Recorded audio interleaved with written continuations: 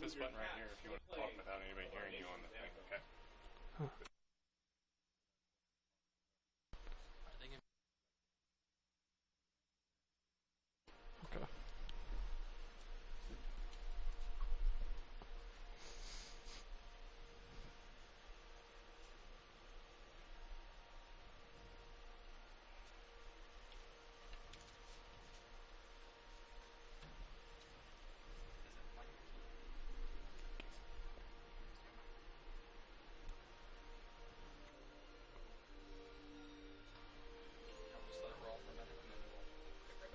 Okay.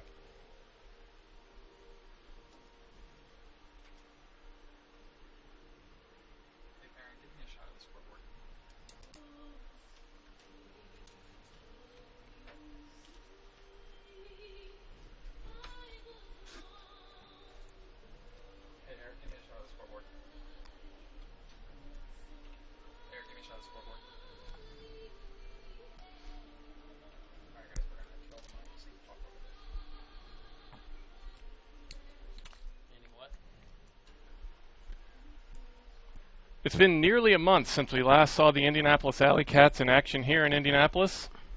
In that time, they went 1-1 on the road during the last weekend in May, and then essentially had 3 long weeks off. Now they return home to celebrate Father's Day with a 5-4 record and a chance to exact revenge against their AUDL Midwest Division rival, the Chicago Wildfire, the very team that beat them in a heartbreaker just prior to their hiatus. I'm Bird Phillips, and with me in the booth once again is former AlleyCats player Alex Hutton. Great to have you join us today, Alex. I'm very excited. Also with us in our booth, as always, is our patient and forgiving producer, Heath Shanahan. And working our cameras today, we have John Abraham and Eric Perrin. Today's stream is brought to you by Indiana Farm Bureau Insurance. Stop knocking on wood. Health Zone Chiropractic. Enter the zone of peak performance and all-around great health. Disc Store, offering the best service and best price on ultimate gear guaranteed. Friction Gloves, helping your throws and catches in all conditions. Indiana Ultimate Foundation, supporting Ultimate at all levels in the state of Indiana. BE Ultimate, Ultimate players making Ultimate gear for the Ultimate community. And the Indianapolis AlleyCats. And joining us today on the field will be the Chicago Wildfire. As we mentioned, they are missing quite a few players from their standard roster on this road trip. They brought 20 on this trip. They had a game last night in Cincinnati, and they have 2 players who are hurt today. So we're going to give you kind of a makeshift lineup for them real quick here. We have...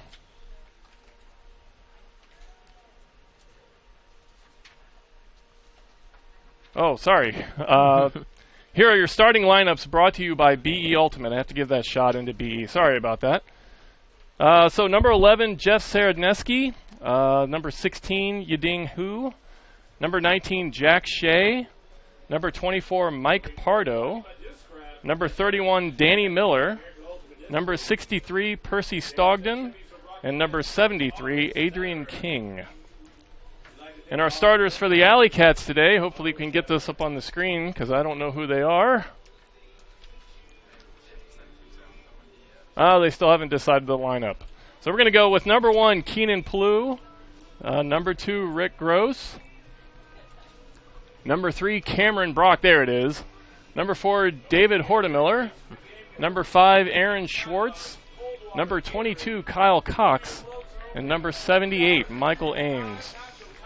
So we're a little bit behind on our pre-broadcast routine today because we had the Indiana All-Star game, the high school All-Star game that finished right before this game did.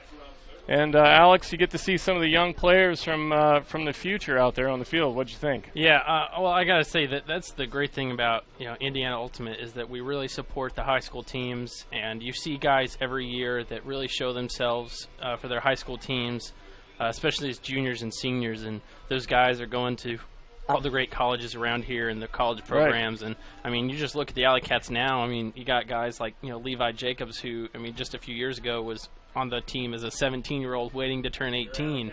So they're looking for young talent all the time. So, I mean, the Indiana's full of young talent, and so I'm really excited to see some of the young talent really start to rise up. And AlleyCats just, I mean, they got a lot of great players coming near them in the future.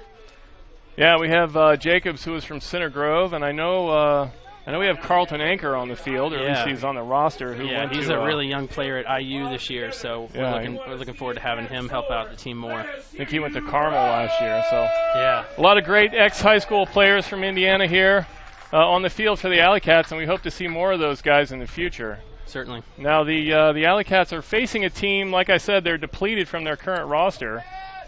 Chicago, but they're a different team than they were last year as well, isn't that right? Yes, they're missing from last year 3 really key guys that went over to DC, and so this is certainly a different team, but certainly someone you can't really take it for granted. So AlleyCats are going to have to really come out with a hot start.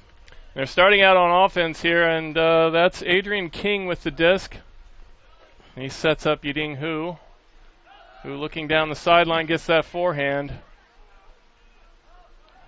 And it is hot out there, ladies and gentlemen. I have to say that up front. This is one of those days that you only get in the Midwest, where it's just hot, it's humid, it feels like you're laying in a bath of warm milk. Yeah. Yeah, it's horrible. The wind is certainly going to be an interesting factor. I think we're going to see some hucks for both teams today. Yeah, so we're going to see some good effort here early in the game, as these guys are still fairly cool, but once the game goes on, we'll see if they're able to get plays like that from Jacobs, where he's going to lay out in this heat. There's a great throw downfield. That's Jack Shea on the goal line. And Chicago, I think they're going to call that a score. He gets that to Mike Pardo for the first score of the game. Chicago up 1-0, just like that. Yeah, that huck there really helps. The AUDL plays on a really wide field. The dimensions are really different. So you can see there he really has a lot of space to work with and just stays patient. Get the quick score. Yeah, that was a good play by Mike Pardo there, knowing where he was on the field and getting his feet across the line for the score. Yep. So now the AlleyCats, we talked before the game that this is a game that they just have to win. They're against a team, Chicago, that's depleted. The AlleyCats are at full force today. When we saw them last on the broadcast, they had quite a few guys missing. Carpenter was gone, Hutton was gone. And that's Nick Hutton, no relation, right? No. And so they had players that were missing, but today I think they're at full force. So and not too much wind today. Disc is going to be floating a lot because it's really hot. So we should see some good offense from this team. Yep. There's the pole, comes down. Looks like the AlleyCats coming out in their German offense, really spreading out, trying to create a lot of space for the isolation cutter there. Keenan Plew, obviously really hard to guard. So Plew now looking for that forehand down the sideline. He's got Joey Carey. Carey completely out of bounds. There's Cox. All you need is 1 foot in, obviously. And Cox with a maybe not the best throw there, knocked away by Derlicka Wagner. Yeah, interesting choice there with the left hand. So let's see if the Wildfire can capitalize on this early break. Going to look to go up 2-0. And I would say that'd be unexpected if they're able to do that. Well, yeah, I mean, anytime you can get an early break, I mean, that's defense is really what's going to determine the outcome here. So the AlleyCats have not played a game in about 3 weeks, as we said in the opening, but a lot of these guys played at Poultry Days last week, so it's not like they haven't been playing. And here's Chicago on the goal line. That's Vakaroth, Dan Vakaroth, and there's a drop. The AlleyCats may be getting away with one that time. Cameron Brock taking off down the field.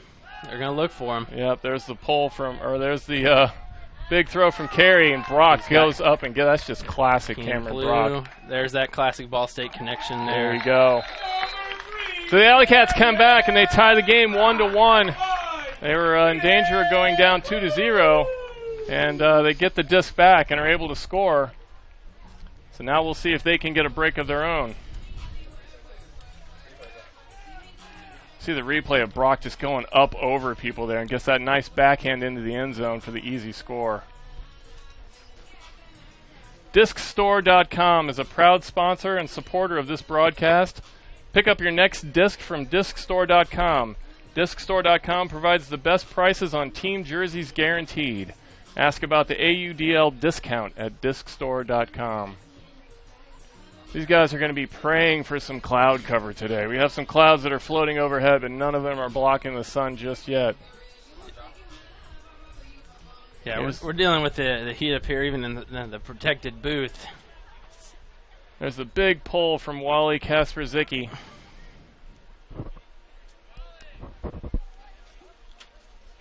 Like we said, a lot of these Chicago guys aren't the guys who started with them in games earlier this season even, so we're kind of learning who some of these guys are ourselves.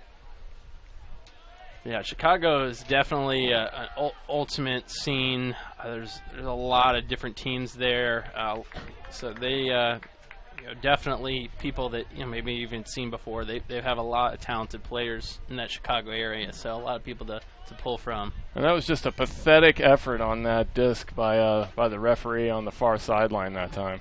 He really needs to work on that. He's got to come down with that catch. Here's Kasperzicki. Gets it to the near side. That's Rick Gross. The pigeon-toed wonder puts it too low on the ground. Did he get that? I don't know. I'm not sure he knows.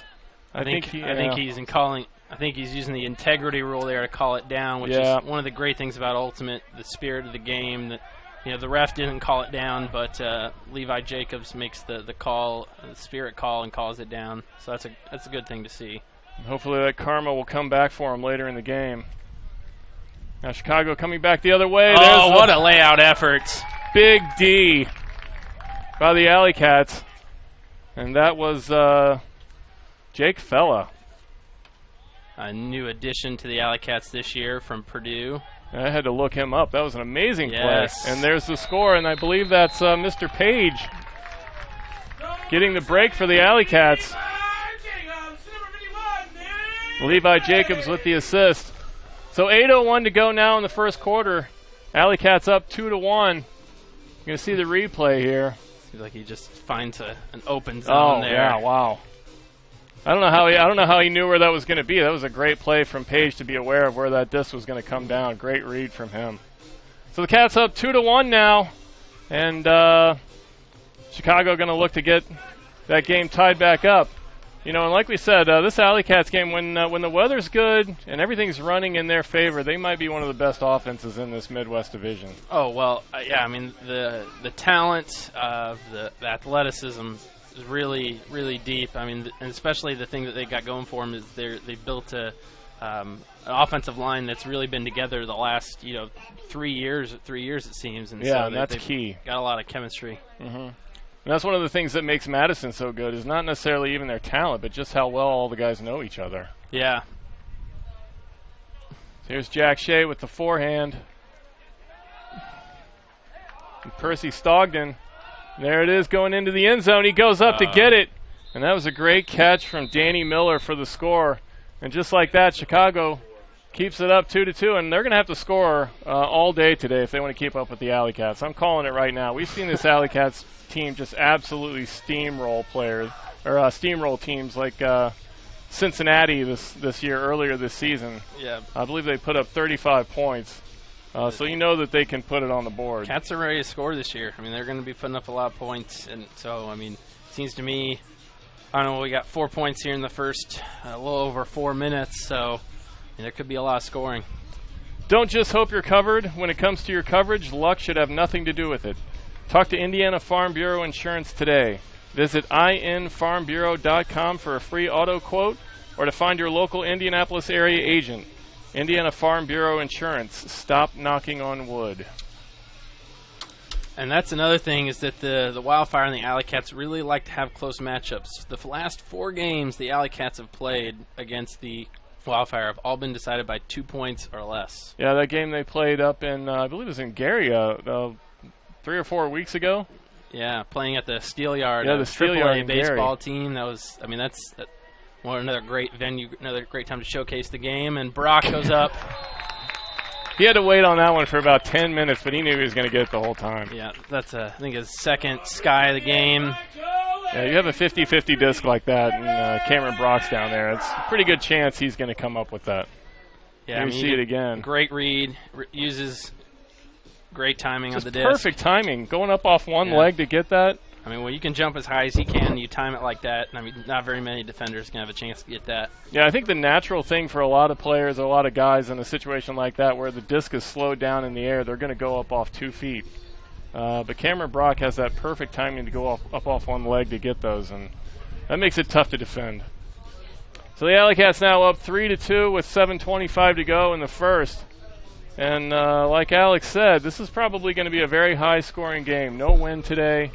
Perfect temperatures. Well, a little hot, I guess, but it's not too cold here in the middle of June. So I'm thinking we're going to look at least 50 points on the board today. Will we put the over/under on that? I'll put the over on that. Okay. Now Chicago coming back the other way. There, they've been moving the disc down the field pretty easily so far. Oh, and there's the pressure. D. Yeah, that was David Hortemiller with the D. Goes up to get that. And that floated just a little bit, gave him time to come back and catch that. Not the best place to start with the disc on the sideline there. Let's see if they can work it off the sideline quickly. Here's Kasper Zicki up over the top. It gets touched, but it still gets through. Work that break side there. Look at that. Just swing it to the other side of the field, and now they got all this space to move. The lefty Page with the big fake. He gets it back from Granholm. I don't know what it is about lefties. It's just they seem just so much harder to guard. Yeah. I don't know. It's just unnatural. And that one gets put up, and that floats a little bit. Actually floats a lot. Oh. And Chicago puts it right back on the ground. That's a gift. Got to capitalize. Yep, here's Page. Really quick, great notice from Nate Page there. And he finds Colin Ringwood in the end zone for the score. So good series by Nate Page that time. Yeah. See the replay here. He's pointing guys out. He knows where that's going to be and just comes right, gets it, gets that backhand into the end zone. Anytime you have a turnover like that by the end zone there in the AUDL, you really got to capitalize on that. Get those early breaks.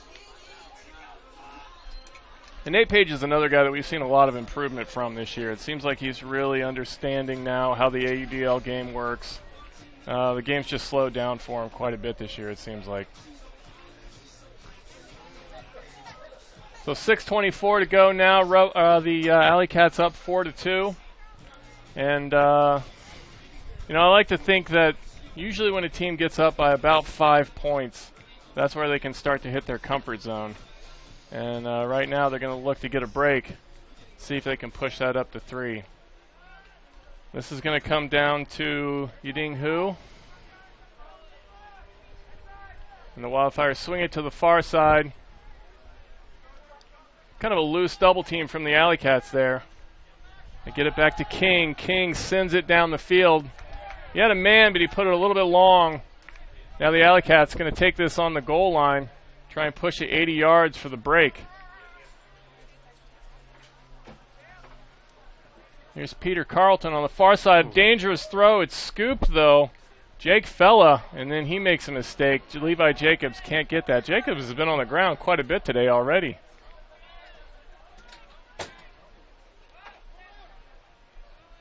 Here's King with it. Gets that backhand through the middle. There's a man, and there's the score for Chicago. And they cut it to 1 with that. So the AlleyCats missing an opportunity to get a break there, maybe. And Chicago coming right back to close it. Yeah, it looked to me like on that initial defense that they were looking for them to put that deep huck look. They were throwing the zone out there, really wanting the Wildfire to take that shot, and got the turnover, just couldn't capitalize. Yeah, that worked perfectly, but they couldn't bring it back the other way. Today's broadcast is sponsored by Dr. John Rimple and Health Zone Chiropractic. Proud to support and provide peak performance for Ultimate in Central Indiana. Visit us online at healthzonechiro.net. That's healthzonechiro.net.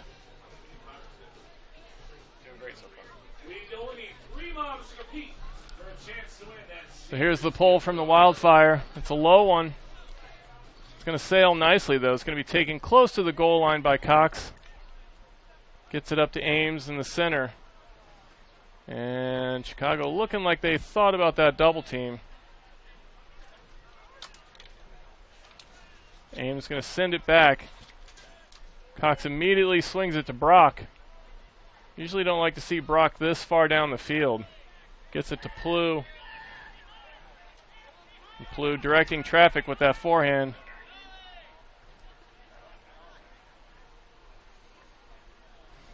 Good patience from the AlleyCats here. Now there's Travis Carpenter. He's got the double team.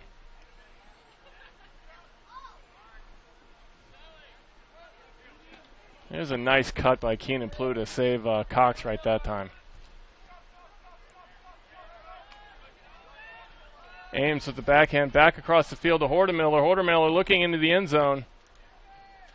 He still doesn't have anybody. Oh, and there's the knockaway. Ames unable to come up with that. And now Chicago with a chance to tie this up on the break.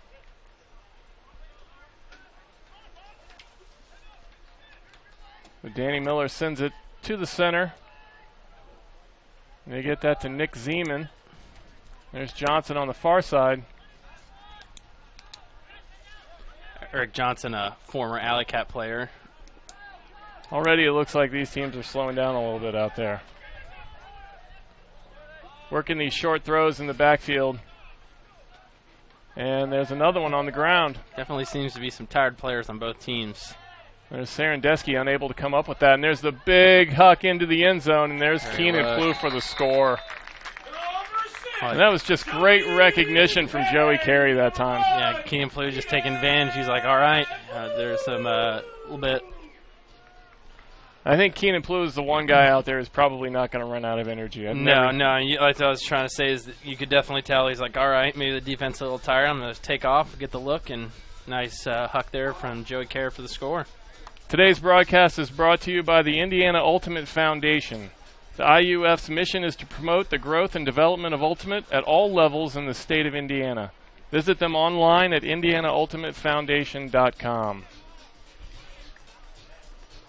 So 3:50 to go here in the first. AlleyCats push it back up to 2.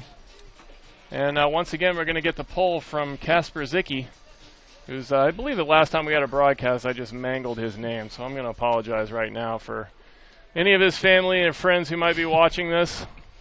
I got it straight this time, thanks to Alex. Thank you, Alex. You're welcome.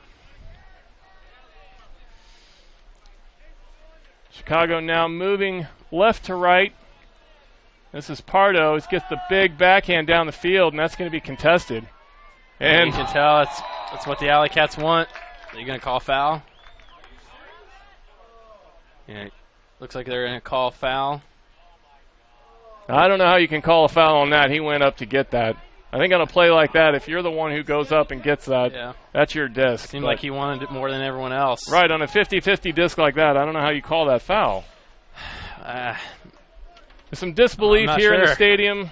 Other members of our press box here not understanding that call, but Chicago got it. So now they're going to take this on the goal line. This is Danny Miller, gets it back to who?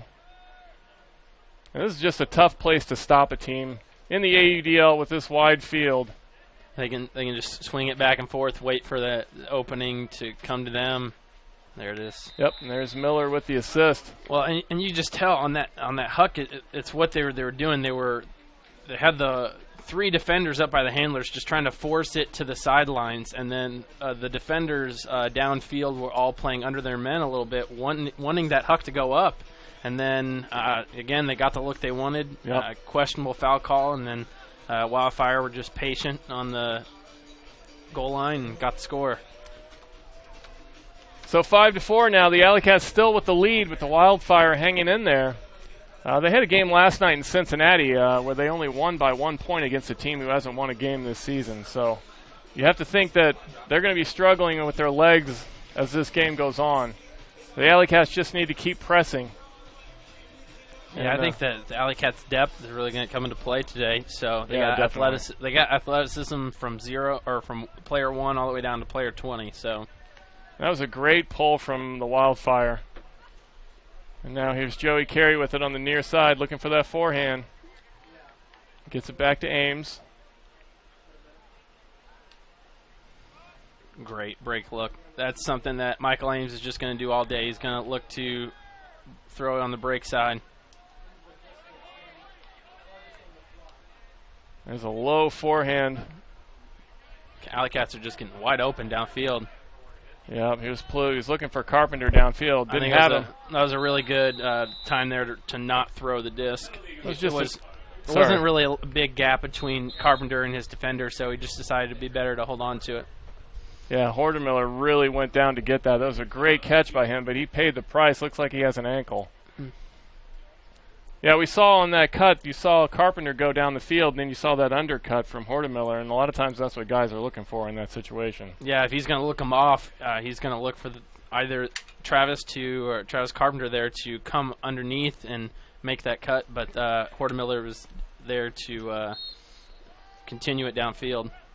Now Carlton steps in. He's got it on the sideline, gets it to Cox. Cox is going to have to dump this. Does so with the left hand. They swing it to Ames. And that's a great fake from Plew, and he puts it in the corner, and there's Cameron Brock for the score. That's just classic Keenan right there. Yeah.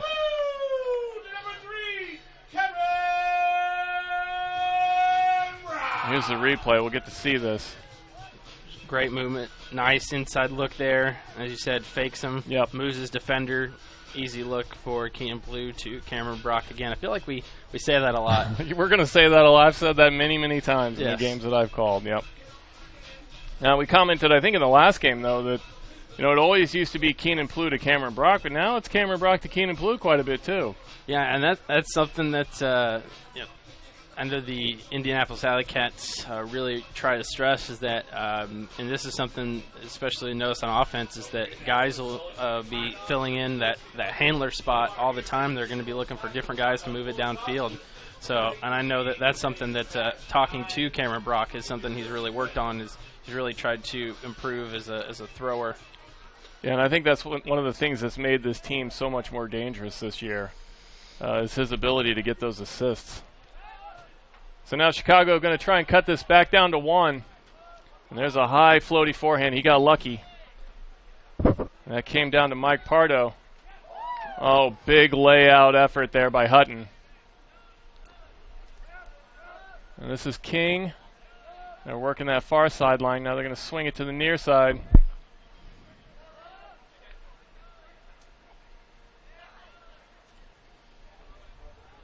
King and Hu have been doing most of the contacting today. Those two have been working it down the field. They did so on the last point as well.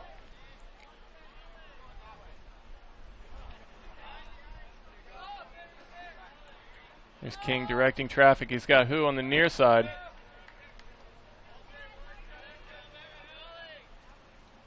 And Carlton closing slowly on Hu that time as he was downfield. Here's Woods with it. He's got Granholm all over him.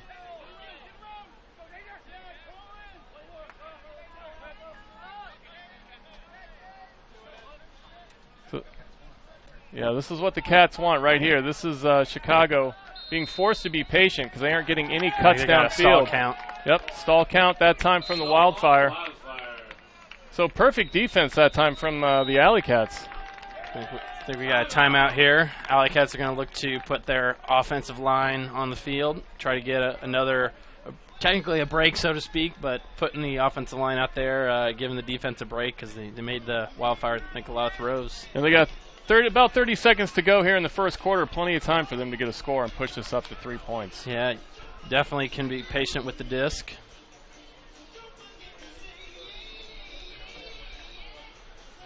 We're going to take a little break, and the AlleyCats going to stand out there and just burn in this heat and discuss how they're going to get this point. So what do you do? What do you do in this situation? You have the disc at about midfield, good field position. Got about 30 seconds to go. How do you get this score? Well, I think that the one thing they're going to stress is that, again, 30 seconds is definitely, you don't have to rush. You can definitely just run. I don't think that they really need to call a specific play. They're going to come out. They're going to really just, especially if the Wildfire are playing loose. I mean, you can move it down the field. I think you play your normal offense. So I don't know if you can tell from the broadcast, but Jared Payne, coach of the AlleyCats, on the field with the beautiful American flag bucket hat. Try and get a shot of that later on. There it is. Yeah, they're coming out in this horizontal offense, really just spreading down the field. I think that's to be expected here. So Wildfire with a double team. Mr. Ames is going to take it. Going to try and break through this. He's got Keenan Plew here on the near side. He has to dump it back to Cox. And Cox to Carpenter. The AlleyCats get through that very nicely. Now Brock with the backside double team gets it over the top. And here's Plew, always dangerous. Gets it to Carpenter. And Carpenter, I think, got hit on that. I believe he's going to get that back and walk that up 10 yards. So 6 seconds to go, and they're going to have to make a quick play on this if they want to get this score to end the first quarter. No double team for Carpenter this time. He's going to have to look probably one throw, maybe two, and then into the end zone. Gets it over the top, and it's knocked away. And Keenan Plew unable to come up with that. You can tell he's not happy. There's a big huck. And that is going to end the first quarter. And there it is. So 6-4 now at the end of the first quarter. The Indianapolis AlleyCats over the Chicago Wildfire. And I'll be honest, I think I was looking for a little bit more scoring there in that first quarter, but I think these teams are just hot. Yeah, I mean, I think you'll definitely take it if you're the AlleyCats being up 2 points. I'm gonna agree. I think I was expecting a little bit more scoring, but I think we'll definitely see if the legs are going to be a key factor for both teams. Okay, we're going to take a quick 90-second break, and we will be back with the second quarter action. Hi, I'm Adam. And all my life, I've been considered a pretty lucky guy. I'm House. Ah, thanks. For starters, I get upgrades everywhere I go. And I just win things, like, all the time. And the winner is this guy. But you're not this lucky. No one is. So talk to a Farm Bureau agent today, because when it comes to your coverage, luck should have nothing to do with it.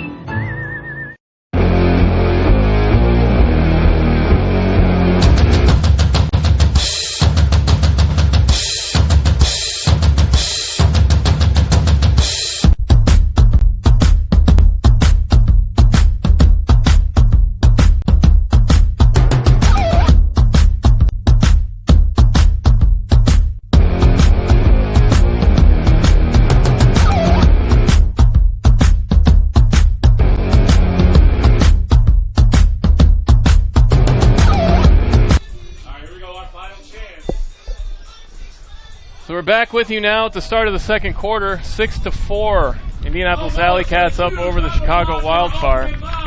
And Alex, I was asking you during the break, on a day like this when it's incredibly hot, do you put more guys into your rotation than you normally would to try and keep guys fresh? I would certainly say yes. I mean, I know that Coach Jared Payne is somebody that really stresses depth for the AlleyCats. I know they really looked for more talent this year. They got guys all the way down 1 through 20. He'll say that everyone needs to do their job. Everyone needs to be ready. Yep. So they're definitely going to be looking to give guys breaks when they can. But I know that the AlleyCats are really a team, and I know that again Coach Payne really stresses that everyone needs to be ready and everyone needs to do their job, play their role, and they're going to be looking to utilize everybody that is dressing today to maximize their success. We got some Wildfire fans coming down, which is great to see. This team, Wildfire, coming from Chicago today, and we mentioned before that they're somewhat depleted, but their fans are still out here in force. Yeah, we got a lot of parents today from the All-Star game, and of course thanking the fans is another great thing that you see after every game.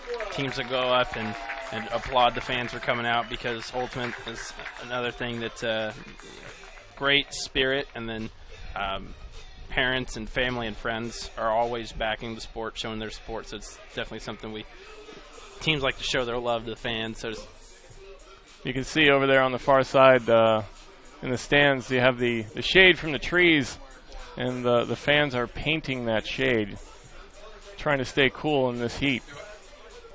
Looks like the wind has picked up just a little bit. It's going to be heading from right to left on the field. And the AlleyCats going to take the disc first to start this second quarter. And this is a situation where they're going to try and get up by 3 points. And the more points they can put on the board, the more chance they'll have to get some of these younger guys, some of the guys who don't play as much, on the field and try and save their legs. But, that's kind of a tall task. A lot of times when you get a team who, they're missing some players, they're in the second game of a back-to-back, and there's no pressure on them, and they just fight as hard as they can. So here's Ames, gets it to Carpenter. Carpenter now in the middle of the field, floats that forehand nicely to Keenan Plew. There's Cox with the big forehand, puts it a little bit high, and there's a lot of Wildfire jerseys down there, and that's going to be knocked away. And it was Carpenter who was trying to come up with that, but I'm not sure if he could get up in the sea of Wildfire players there. It looks like we have 2 guys hurt now for the Wildfire. And that is number 3, Mike Egan, and number 42, Jimmy Sikora. And they're both going to leave the field. So now the Wildfire are going to try and fill in that line with a couple other players, and they don't want to see it. Looks like they're probably both okay. I think they probably just got the wind knocked out of them a little bit. Heat's going to be a major factor, as you said. Yeah, we saw Cox, and we talked about the wind was coming in a little bit from the right there, and he put that forehand up, and it just floated. And the Wildfire were waiting for that to come down. So now they get a break opportunity now at the very beginning of the second quarter. And they can cut this to 1. And now Nick Hutton and Rick Gross come onto the field, and he almost drops that. I believe that's Pardo corrected his mistake and caught that.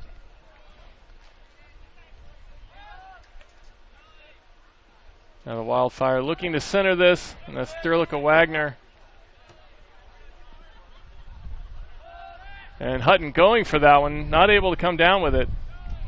It's good to see him on the field today here at home. We didn't see him in the last game. He's had an amazing year this year. A few highlight plays, and there's the shot to the end zone, and there's no way Carpenter's not going to knock that away. He had a beat on that, and he was all over it. Yeah, great position. It's going to be hard for the Wildfire player to get around him for that one. Yeah, one of the best defenders on this team, if not the best defender. Nick Hutton may have something to say about that, but Carpenter is a guy who goes both ways and is just a machine. And Gross goes up to get that. Man, that kid can jump. Here's Hortemiller back on the field. That's good to see. Brock now wants that forehand. And there's Gross, and this is going to be a score. Easily caught by Gross. Hey, look, so that's the look that you want downfield. When there's nobody down there but him, he's got his defender beat. You just lay it out there for him and let Rick Gross run and go catch it. And you see Brock there with a great catch. You can see it just continuing it downfield. I mean, perfect offense. Yeah, that's my favorite play in Ultimate. You saw Carpenter just float that forehand out over the out of bounds, comes right back into the corner, just sitting there waiting for Gross, who's unbelievably fast. And Carpenter that time got the D on one end and got the assist on the other end. So now the AlleyCats up 7-4 with 10 minutes to go here in the second. They push it up to 3 points. And I don't know that they've had a break today. Have they had a break in this game? Their defense. Well, their defense has provided them with, I think, a few opportunities. I mean, they're up 3, so I mean that's the main way that you're going to add points. That you're going to grow your lead is you have to do it on defense. So here's King, gets it to the far side, gets it back, and he drops it. Again, another opportunity for the Cats near the goal line. Just be patient. Here's Schwartz. He's looking for a man. And he gets it, and there it is. I don't know if that's the first break of the game. I believe it is. That was Schwartz getting it to Wes Groth for the score. And I think our producer Heath was shaking his head at me, so obviously that's not the first break of the game. Well, you need to explain that to me, Alex. Well, see, you're again, as I mentioned, it's going to have to be on defense that you're going to have to add those points. So if they're going to get it up every time you grow your lead, it's going to have to be through your defense. Got it. Obviously, the offense is what's going to help maintain and sustain that lead if Wildfire are going to try to come back. But now they're up by 4. They're going to try to have to, again, to get that 5-6 point lead every time. It's going to have to be through their breaks. Okay, it's about 150 degrees in the box here. My brain is just cooking, so take most things I say with a grain of salt. So the AlleyCats with yet another break, we'll say, right? Heath, getting a thumbs up from our producer. So now 8-4, the AlleyCats have doubled the score of Chicago Wildfire, and that one goes out of bounds. Chicago's going to take this at the brick and see if they can cut this back down to 3 with 9:51 to go here in the second. This is going to be Adrian King, who's been their main handler today. Taking this at the center. Gets the backhand easily up the field. And he's not going to be able to come down with that one again. That's almost exactly what happened on the last play. And immediately it's going to be Nick Hutton back for the score, and he got it. So now the AlleyCats, just like that, here in the second quarter, are starting to run it up. Yeah, they're out hustling them, outrunning them, and that is see right there. That's what we call a break. That's an obvious break, exactly. Yes, there we go. So you can see here, that's Carlton just picks it up in great awareness right away, gets it to Hutton down the field, 40 yards for the score, and the AlleyCats now with 9:34 to go in the second, up 9-4. DiscStore.com is a proud supporter and sponsor of this broadcast. Pick up your next disc from DiscStore.com. DiscStore.com provides the best prices on team jerseys guaranteed. Ask about the AUDL discount at DiscStore.com. So the AlleyCats with their first break of the game, I'm just kidding, now up 9-4, and going to see if they can get another defensive stop here.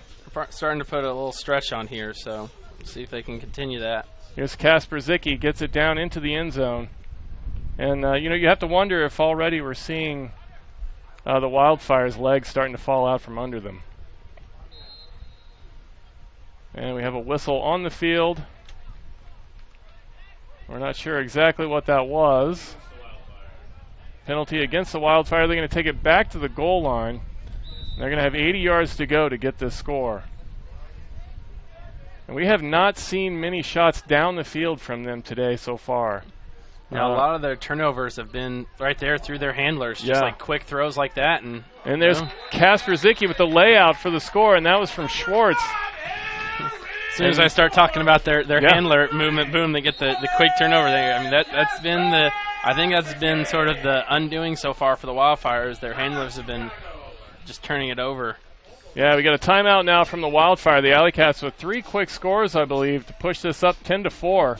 And Chicago has not scored here in the second.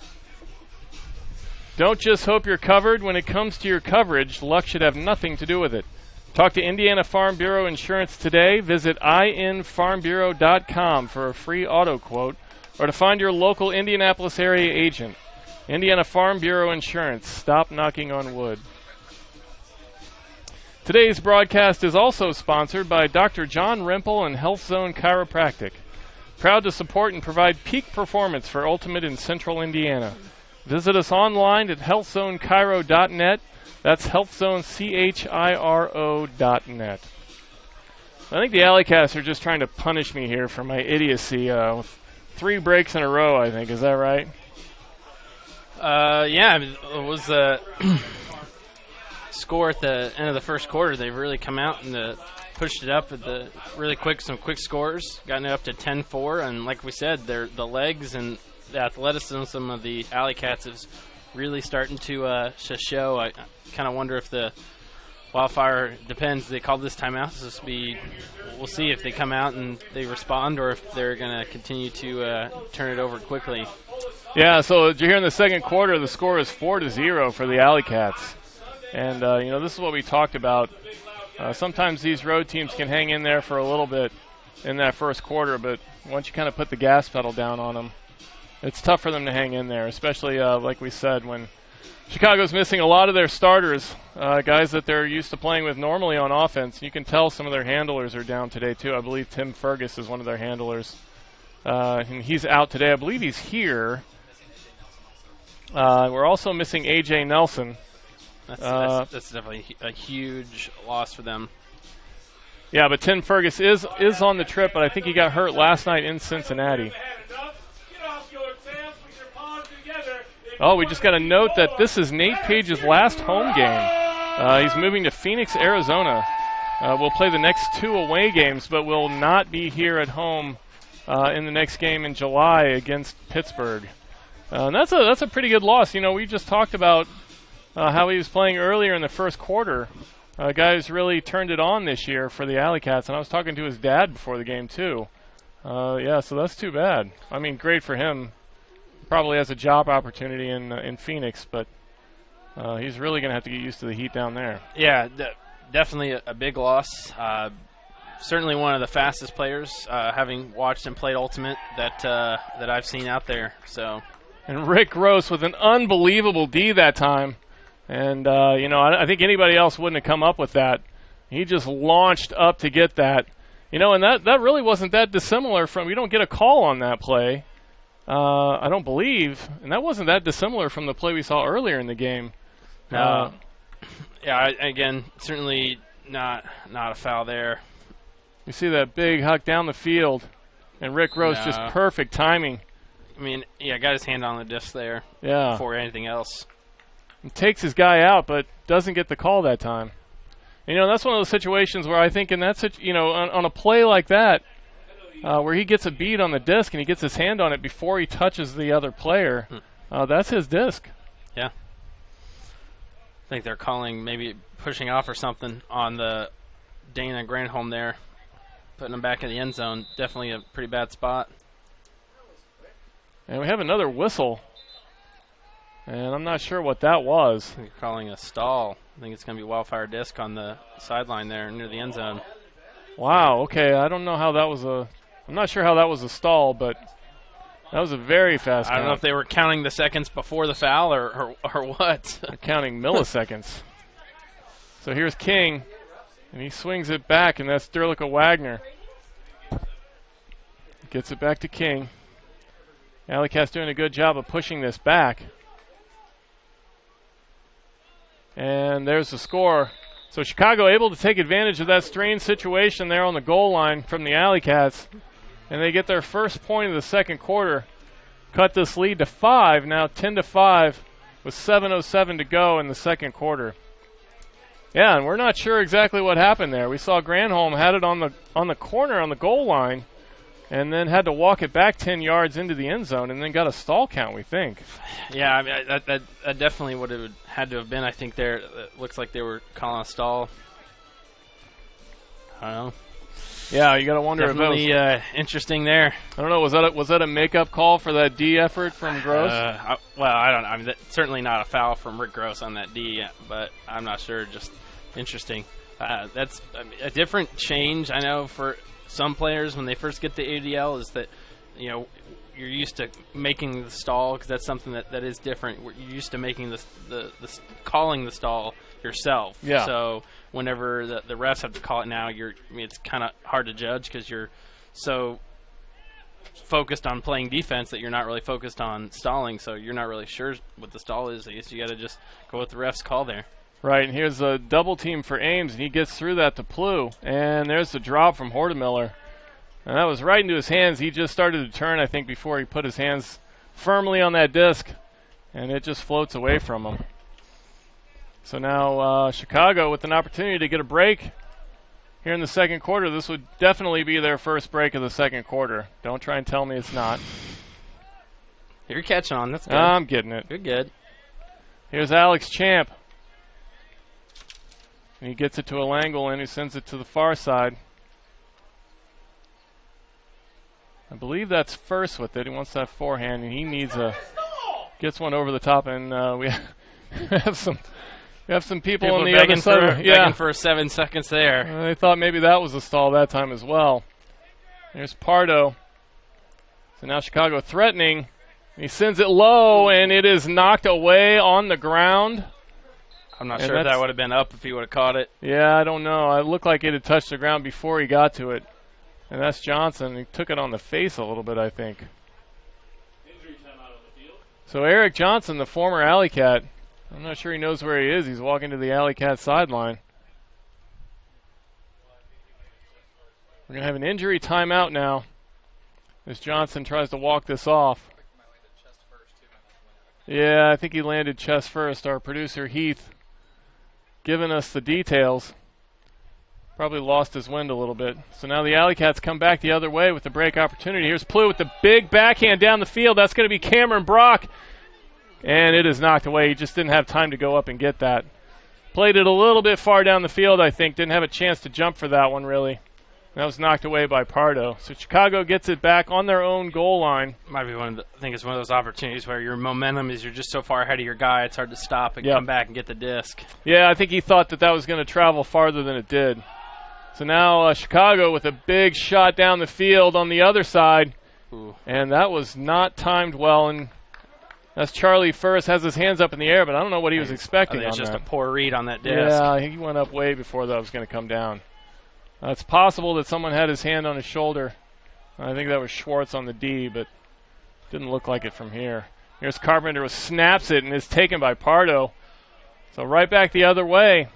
So interesting looks for both teams here. Let's see which team's going to be calm enough to capitalize and get the point. Yeah, First wants to get this back, and that was Sam's son. Almost came from the backside to get that. I don't think anybody was expecting him to be there. Not quite able to get his hand on it, though. And we have a call, and that's stepped off by Chicago, 10 yards. Just a little too close on the mark there by Keenan Plew. And that was a sharp forehand that time from Dan Williams. Here's Pardo to the end zone, and I believe he did get that. That was a great play from Jack Shea to score that if they're going to count that, and they do. From what I could tell, it yep. looked like he was in from over here. But yeah, got his tippy toes down on the line just before it went out of bounds, so that's an excellent play by Jack Shea. See the replay here. You see Pardo steps just around, puts it on the outside. Excellent. That was that was perfection. It really was. So Jack Shea with the score and cuts the lead to 4 now. AlleyCats up 10-6 with 4:20 to go in the second. Today's broadcast is brought to you by the Indiana Ultimate Foundation. The IUF's mission is to promote the growth and development of Ultimate at all levels in the state of Indiana.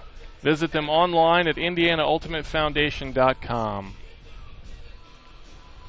So quickly we get the pull back from Chicago. And Carey has to sit back on that in the end zone to catch it. They've had some big pulls here so far in this game. And now Nate Page. Just giving him all the underspace there on offense. Yeah, he gets it back in the center and swings it to the near side.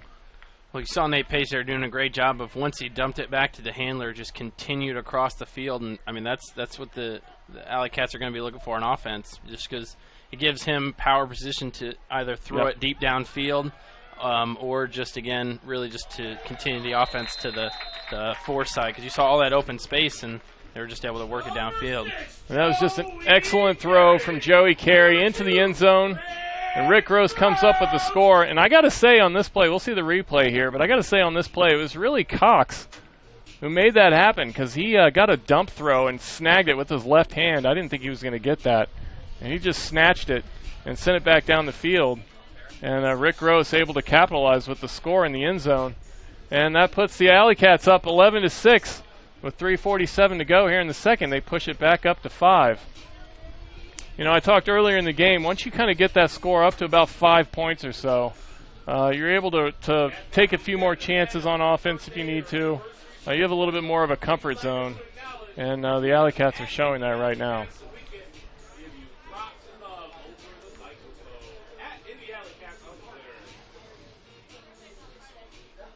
So here's the high pull from Casper Zicki.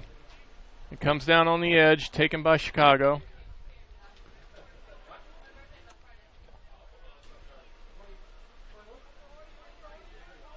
And this is Woods having trouble getting out of that double team. He gets it to Shea. So the opportunity they're going to look to double team anytime they get over on that sideline there. And they have him deep on that double team this time. He's going to have to dump it back to Hu in the end zone. And Hu with the big hammer over the top. That was a nice find. And that floats high, and he's got to come down with that Hortemiller. I thought maybe Shea was going to sneak in and snag that before Hortemiller knew. And there's Kasper Zicki in the end zone. He's not able to come down with it. So an opportunity for a break from the AlleyCats. And Kasper Zicki was all over that, but was in an awkward position, not able to make that catch. Definitely a really fast throw coming in. Yeah, and you saw that when he came down from that, he kind of rolled awkwardly off the backside. He had to kind of go backwards to get that. That would have been a really tough catch to make. A lot of double teams here for the AlleyCats on this point. Really forcing some interesting throws for the Wildfire. And yeah. Oh, my gosh. Jack Shea goes down for it. I thought he had that one, but it was on the ground when he came up. So the AlleyCats with the timeout now. That was a long point. And I think both of these teams are gassed after that one. It's a good opportunity there to call late in the half, try to get another just sort of break, so to speak, but again, putting your offense out there, really just trying to build the lead. So, again, as you mentioned, defense really forcing a lot of throws, and defense had to have been a little bit tired there, so putting the offense out, getting some fresh legs. Yep, and we see both guys on both teams putting it on the line, Kasper Zicki on one end and Jack Shea on the other end. Neither team able to score, though. So now the AlleyCats going to take a little break here, get an opportunity, hopefully, to go 80 yards for a score. And push this up to 6 with 2:33 to go now in the second quarter. Yeah, so on a day like this, the more points they can put on the board here at the end of the second quarter, the better it's going to be going into the second half, and see if they can get some other guys on the field and give these guys a break. Not sure if we're going to get that 50 you were talking about. I know. Yeah, boy, I think I might have cursed that one. I don't think we're even going to come close. We might not get 30 at this rate. Well, if you're the AlleyCats, you'll take it now. Up 5. Yes, definitely. But, I have to say most of the predictions I make in these games are horribly wrong. Oh, come on. You got the kiss of death over there, is that what you're saying? Yeah, pretty much. Okay. Our producer, Heath, laying into me a little bit. And he's been here before. He knows how it works. Oh, he's going to take the deep shot down there. Keenan Plough. Oh, Keenan Plough. Oh, he's not able to come up with that. He was all over that. You saw his face turning red as he ran. He wanted that one. And that was a really great throw, I think, from Page that time with the left. Put that left-handed forehand out there, and it was swinging back in, and Keenan Plough not able to come down with it. We've seen some amazing efforts, but no payoff here in this last point. Guys are definitely leaving it out there on the field. They're sacrificing their bodies a little bit. It's another Wildfire ping-ponging down the field. He swings it to the far side, and I'm not sure that it looked like he was waiting for someone else to go get it at first. And that was a great recognition from Dan Williams that time. He gets that forehand into the end zone for the score. And, he had time to look. He looked to the backside there. I think he thought there was another handler. Fortunately, it was floating a little bit. You could saw he just looks. He's like, oh, now I got to go get this. Yep, and he does. And takes his time and gets that forehand. He had nobody on him, and that was just a perfect throw. I mean, I think just one of the things that just kind of goes back to, as I mentioned, is this field is it's a wide space. It is incredibly difficult to maintain really aggressive, close man-to-man position the entire point when you're just, like as you said, the guy just floated it out there. He even paused for 2 seconds, and he's still able to go catch the disc. Right, and nobody on the backside to help for the AlleyCats, and results in a Wildfire score, and they cut it to 4 now. So 11-7 with 1:38. The AlleyCats plenty of time to get a score back at the end of this game. If they're patient, they can run this clock down. And Cox going to let that go out of bounds on the near side. Take it in the center, give himself a little better opportunity, a little better field position before they start this point. You got a vertical stack here for the AlleyCats, so that a lot of different things they could do. They could send the front cutter deep. This is what they're going to do with Travis Carpenter, and then bring, as you can see there, it causes the person in the back to pause, which allows Aaron Schwartz there to come under open. Yeah, that was a great find in the middle from Schwartz, and now Carpenter down the other side of the field. And that's Carey, and he dumps it, and that was caught by Cameron Brock. Well, I did not think he had that. I don't know how he came up with that. Sweating it a little bit there. Yeah, Carey puts that right between two guys. I didn't think Brock was going to come up with that. Carpenter does a great job of really cutting deep and then working back under, and then you're like, okay, this guy's got to be wide open, and then, oh, no. He seemed really confident with that throw. He did. We watched that replay, and I still didn't think that Cameron Brock had that in his hand. He's magic. He's got those magic fingers. So great play from Cameron Brock. 12-7 now, the AlleyCats up, and they score very quickly. I said they can run the clock down. They do none of that. They take about 14 seconds, I think, to score that point. And, I mean, as I mentioned, Travis Carpenter doesn't get the goal on that point. He doesn't get the assist, but, you know, he runs deep to start. He works back under, and then, as you can see, he's the one who he catches that underthrow, gets it to Joey Deep, and everyone just really doing their part. Hockey assist from Carpenter that time. So now Wildfire going to come back the other way. AlleyCats want to slow this down as much as they can. And here's Who in the center.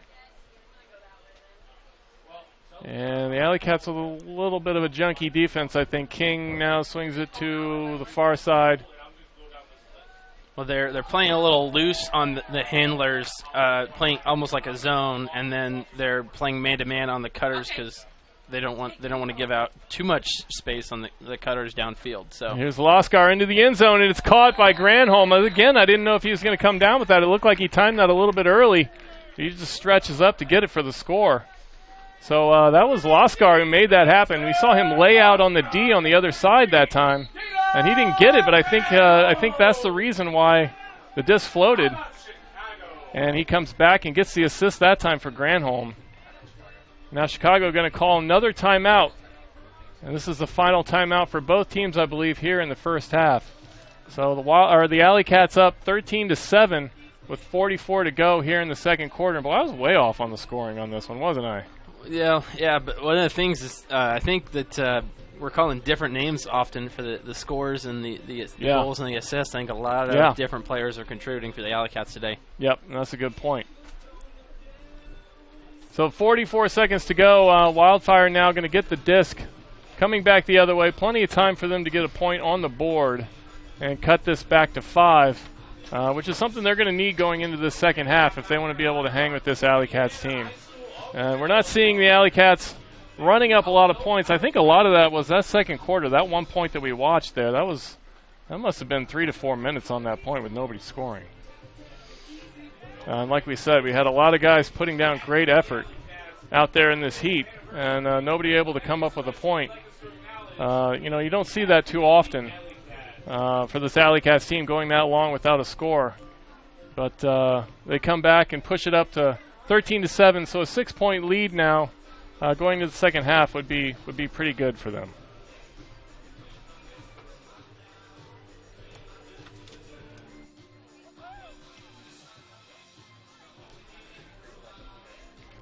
So we're going to see who's going to do this pull. Looks like Carlton picks up the disc. No, probably going to be Carpenter. Casper Zicky's been doing a lot of the pulling today. Looks like Carpenter's going to take this one. We saw Carpenter on offense there. He made that last point happen. And now he's on D here with 44 to go in the second quarter. And he's a guy, like we said, who goes both ways. And that's got to be tough on a day like this. I think it definitely contributes to having to use different lineups on offense and defense, as you mentioned. It's got to be affecting them. I think it certainly seems like it's affecting the Wildfire more, especially since they played yesterday. Yeah. So King gets it back, and that's on the ground. Another just quick turnover. Yeah. I mean, I don't think it's anything negative to say on the AlleyCats. I just think the Wildfire giving it to them on when Wildfire on offense more than the AlleyCats forcing the turnovers. Yeah, and that was Derlica. Put that just a little bit low, and it skates on that turf. Now the AlleyCats back the other way. Here's Gross, not in the end zone, but finds Kasper Zicki for the score. And Gross, great recognition from him. Had to put that between two guys, and Kasper Zicki just sitting there waiting. So the AlleyCats double up the score once again here at the end of the second quarter, 14-7, and that was a perfect break. You see the replay that time. Rick Gross knew right where his man was, and Kasper Zicki knew right where to be, and the AlleyCats with an excellent break, 12 to go. That took about 30 seconds, and they got that point. So probably not enough time, I'm going to say, for Chicago to put a point now on the board. 12 seconds to go, and, of course, I'm probably going to be wrong, so we'll see what happens. Well, the AlleyCats certainly seem like their lineup here. They have their tall lineup out there, at least one of the more tall lineups they could probably put out there. Yeah, and then again, they could put 7 guys out there. 12 guys. They could put 7 guys out there and have it be like a tall lineup, but yet still have guys that can do the things they need to if they were to get a turn. And that's King with the pump, and it's up in the air, and it looks like it's yeah. Well, of course I'm wrong. It's that kiss of death I was talking about. Yeah, I know. I need to just stop talking. Or just like think of what you want the opposite to happen, and yes. just like say that. Well, maybe that's what I'm doing though. See, you don't know. You don't know if that's what's happening. Yeah. And that was Dan Vakaroth who went up to get that there on the far side in the end zone. We'll see the replay. Right on the sideline there. Yeah, he was just in the group hug that time, and he comes down with it. I don't know. I don't have anything insightful to add to that one. We have 7 or 8 guys there. It's yeah. Well, I mean, you know, bodies are flying. He comes down with it, one-handed, gets the score. So now that cuts it to 14-8. 1 second. 1 second to go. Is there anything that's gonna? What do you think? I'm not saying anything. I'm not saying a word. Bold prediction for 1 second left. There's Catches, no, you know what? Immediate 80 to 90-yard huck for the score. There's no way the AlleyCats are not going to score right here. Guaranteed, they're going to put this in the end zone. And Cox flips it out to Carlton with the big overhand throw. Seems like more than 1 second, though. Yes. I mean, like, before, because once Cox catches it and releases it there, I don't know if C was supposed to get that off in time, but... That's knocked away by Dan Vakaroth, who got that last score, so he likes those groups. So that's the end of the second quarter now for the AlleyCats here in Ron Cauley Stadium in southern Indianapolis on a hot day, 14-8. I think this is a day where we were maybe expecting a little more scoring based on the wind and the temperatures, but yeah, I think these teams are just a little bit out of gas here at the end of the second quarter, so they're going to take a break for halftime, and so are we, and we'll be back in about 12 minutes for the second half.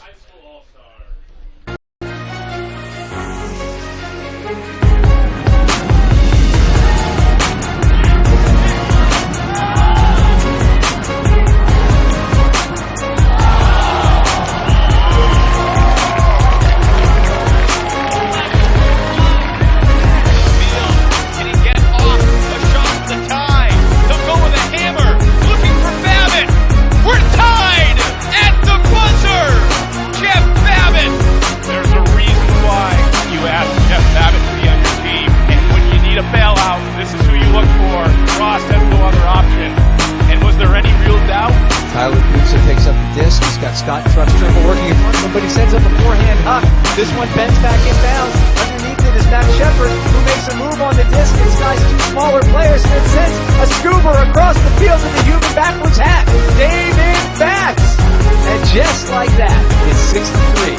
Thunderbirds with a minute 41 left. That was a terrific grab by Matt Shepard. And then today, Tom Joy with an 8 for his throw. Stumbled in great recovery from Guerin to lay out and knock it away. This is why teammates love Ian Guerin.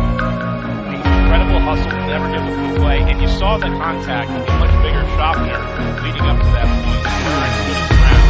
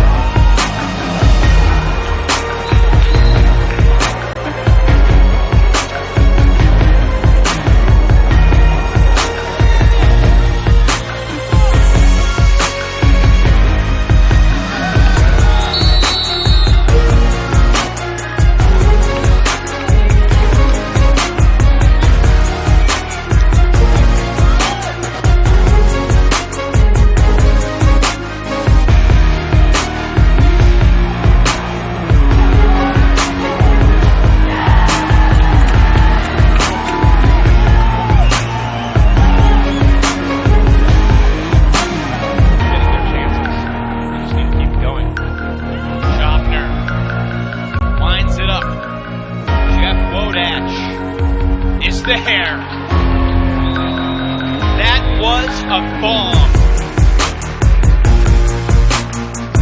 Schaffner to Odette. Schaffner is the lead thrower in this game, if you had any doubt about it. He loves the quick hucks. That one's beautiful.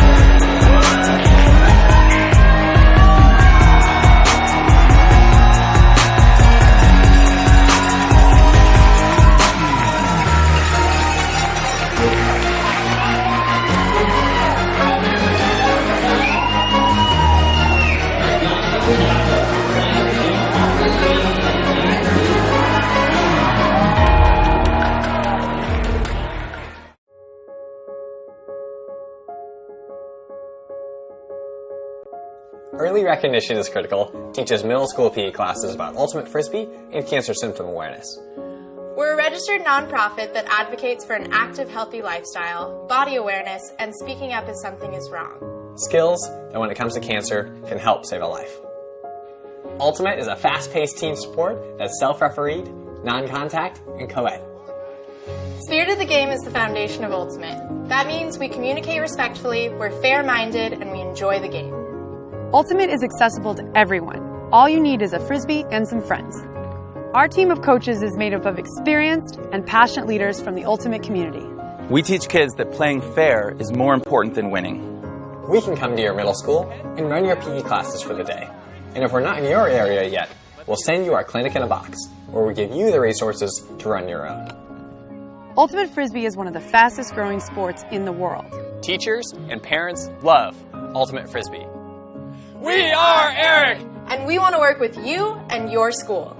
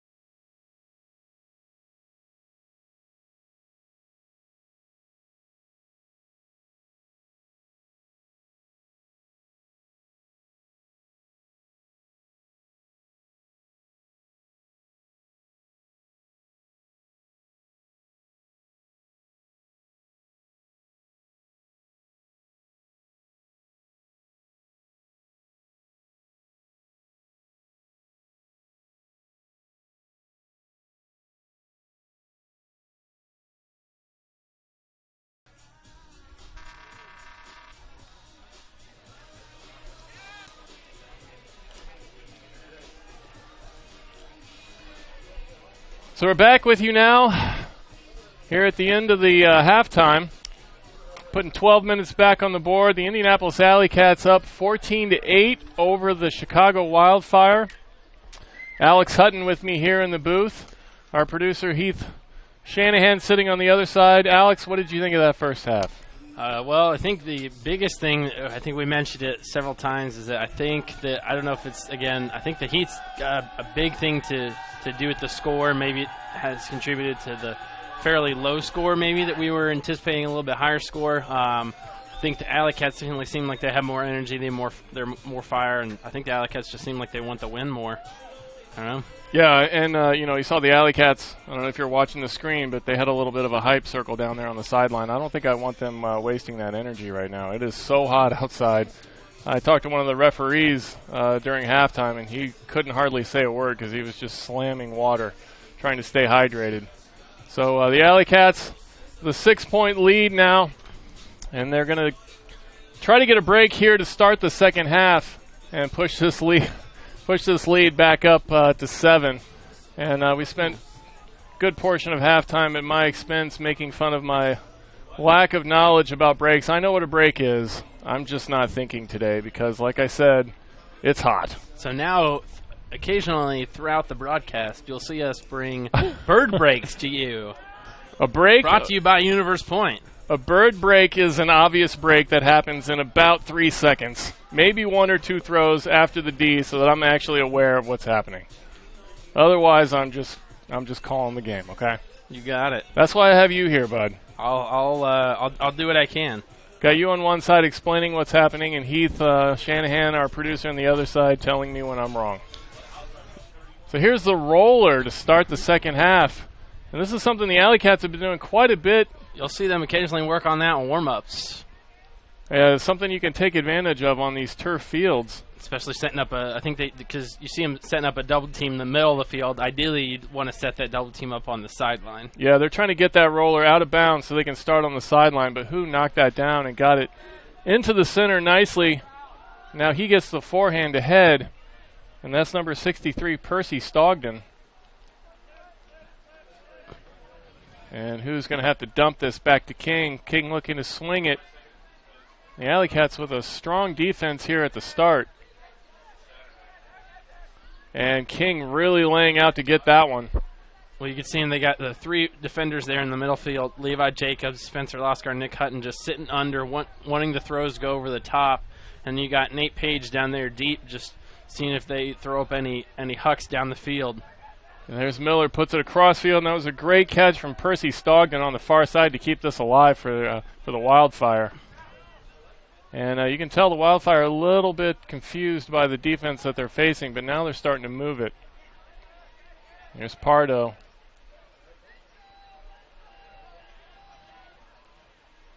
King now in the center wants to swing this to Who makes the cut. I haven't been keeping track, but, I mean, completions getting up there around 30, 40 throws. Yeah, and there's the kick. I think the disc was kicked, and that's a foot block, yeah. yeah. And that's Colin Ringwood who knocked that down. And he throws it away immediately. Sorry, that was Peter Carlton. Giving it right back to the Wildfire. Now the Wildfire on the far side have an opportunity to bring this in. Here's Pardo with a low throw. I think he was looking for Jack Shea on that, but didn't get the right angle on it. And it just swings straight into the end zone on the ground. So the AlleyCats again with an opportunity, second time here to break this first point in the second half. And already this point has lasted a little bit over 2 minutes. And you saw Nate Page thought that was going to Carlton. He puts his hands up. And there's Who with the score for the Wildfire. Some confusion on the D-line that time from the AlleyCats. Nate Page thinking that was going to be going through. And it wasn't. And it goes right to the Wildfire, who take advantage immediately for the score. Frustration there from the AlleyCats players on the D-line, not able to convert. But, again, we're seeing the long extended points that we've been talking about a lot today. Yeah, and there's a score. That was King on the assist. Gets it to Who, the 2 handlers. Teaming up for the score close to the end zone that time, and that cuts the lead now to 5. And that's what the Wildfire needed to get that first point here in the second half. Try and get something rolling against this AlleyCats team that's at full force today.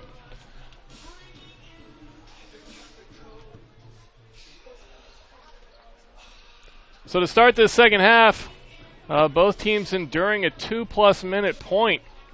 And it is now 9:40 to go with the 2 minutes gone in the third quarter. And the first opportunity on offense for the AlleyCats. And they make short work of getting that across midfield. And here's Brock with it. And he slows it down a little bit, has to dump it to Ames. Ames to Carpenter, who's always dangerous with that forehand. He finds Plew in the middle. And there's Sam Sun with the start on offense this time in the second half. And there's Cameron Brock, and that's just a perfect throw from Keenan Plew for the score. You saw that float slightly back in toward Brock as he made that cut to the near side in the end zone. And that puts the AlleyCats up by 6. Again, 15-9 with 9:05 to go in the third quarter. Yeah, you watch that replay, and there's Keenan. Just puts it right where it needs to be, and Brock runs right into that and catches that with both hands. DiscStore.com is a proud supporter and sponsor of this broadcast. Pick up your next disc from DiscStore.com. DiscStore.com provides the best prices on team jerseys guaranteed. Ask about the AUDL discount at DiscStore.com.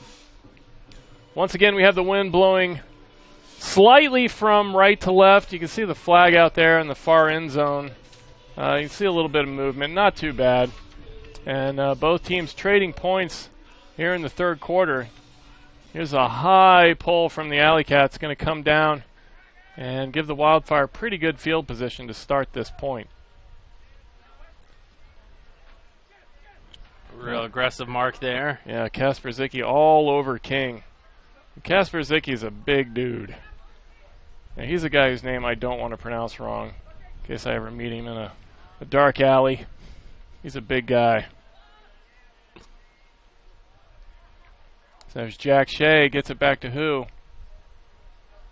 And then Ringwood on the mark.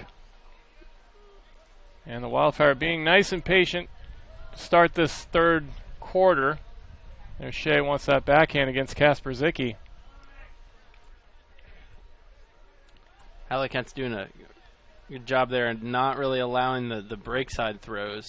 Really force him to dump it and then swing it back. Then, of course, there's that break attempt, and there you go, Nate Page. Yeah, Nate Page. I'm not sure he knew that was a break.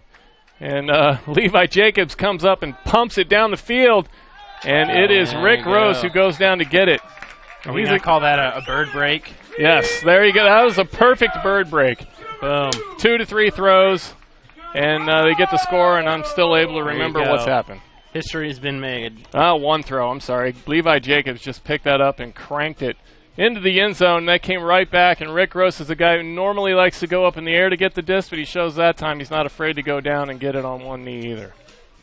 I think he may have gotten a little bit of a turf burn. Looks like he's limping just a little bit, but probably nothing he hasn't dealt with many times before. So the AlleyCats with another score, and they get that break, the bird break here in the third quarter. So 8 minutes to go, and they're up 16-9 on the Wildfire, and they're going to look for more. There we go. We already got you using it. Yes, we're revolutionizing the broadcasting world here. Yep. Now we need a graphic. We need a graphic and a sponsor, and we'll be rolling.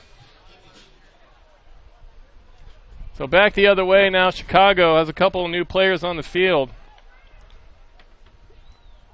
And here's number 11. That's Sarandesky. And they get it to midfield easily. And he puts that over the top to Derlica. And Egan gets that forehand out, and that's in the end zone, and it's caught by Jimmy Sikora. They're giving their normal handlers a break there, it looked like. Yep. And they bring a couple extra guys in off the bench, and they do a nice job and get that score right away. So they put it back to 16-10, and they're holding up with the AlleyCats so far. Both teams with 2 points here in the third quarter. About 5 minutes, or about 4.5 minutes gone.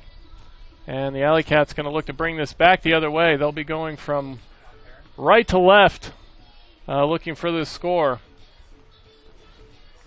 You can see guys on the far end of the field for Chicago there just trying to stay cool under that tent.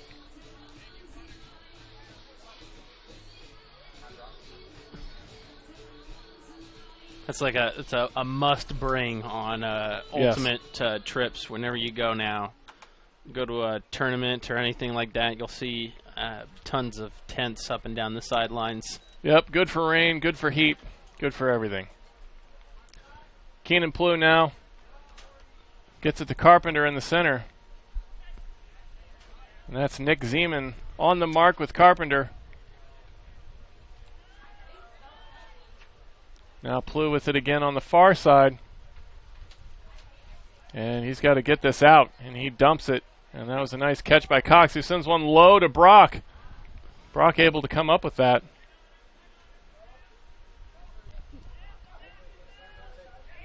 Now Cox gets that cut from Carey. Carey turns, and he had an open look, and he gets Cameron Brock in the end zone for the score again. And Carey, his man, was down on the ground.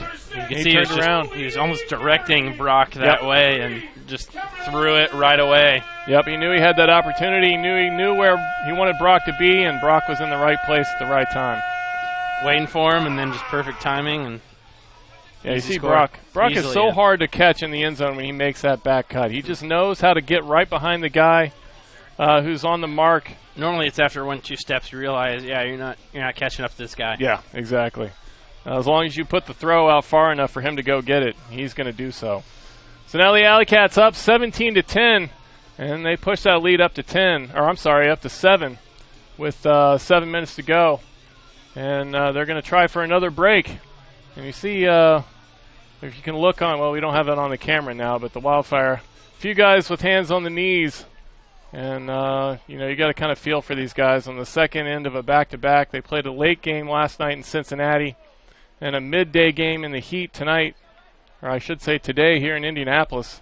And they got to be suffering. There's Casper Zicki with the D, and he puts the forehand out perfectly. Great job there. I mean, absolutely great job by Jake Fella. You could see he tipped it, and he was expecting it to be a turnover and just takes off immediately down the field. Yep. You'll see here, he gets the hand block and then just starts taking off downfield, and then all Casper Zicki has to do is just float it out to him. Yep, Casper Zicki with the bird break to Jake Fellow that time. Fantastic. Just amazing all around. AlleyCats up 18-10 now with 6:43 to go. Don't just hope you're covered. When it comes to your coverage, luck should have nothing to do with it. Talk to Indiana Farm Bureau Insurance today. Visit infarmbureau.com for a free auto quote or to find your local Indianapolis area agent. Indiana Farm Bureau Insurance. Stop knocking on wood. So I don't know about the guys on the field, but we're having fun up here in the booth. I mean, hey, you're better than that guy they got in the TV commercials. I mean, Farm Bureau Insurance, I mean, they got to get you on the call there. They need to sponsor the bird break is what needs to happen. There we go. Well, if anybody's listening from Indiana Farm Bureau Insurance. We'll have Heath make some calls on that. There we go. Here's a big pump down the field. Let's see. And that floats out of bounds. And that was Jimmy Socorro who's trying to come down with that. Does not time it right. I think Jake Fella would have been all over that if it hadn't gone long anyway, because he was right there. It was hustling downfield to really try and get position, and then just noticed it was going to float over him. Here's Casper Zicki now on the near side. Fakes the backhand, then decides the forehand. Oh, and that was Hutton, who read that perfectly. He was facing one way and has to cut back the other way, and gets the hammer over the top and hits Jake. Oh, he drops it. He wanted that one. This is one of those opportunities where you just got to forget about the drop, and then you just go back and get the D. We'll see if he can come up with it on defense here. He had that great play on the last point, and that time, and there they give it right back. There's another throw. Wildfire just giving it back to the AlleyCats. Yeah, I think that's spirit of the game, right? They're just giving that right back. Yeah. That's not quite. I think we're gonna not quite. But again, just another opportunity for the AlleyCats to get the quick score, and Wildfire really just sort of, again, as I mentioned, giving the quick turnovers to the AlleyCats. And I mean, I don't think we have a statistic, but on those turnovers by the end zone, but I feel like they've converted just about all of them. Yeah, and that was Nate Page with the bird break that time. And he secures that.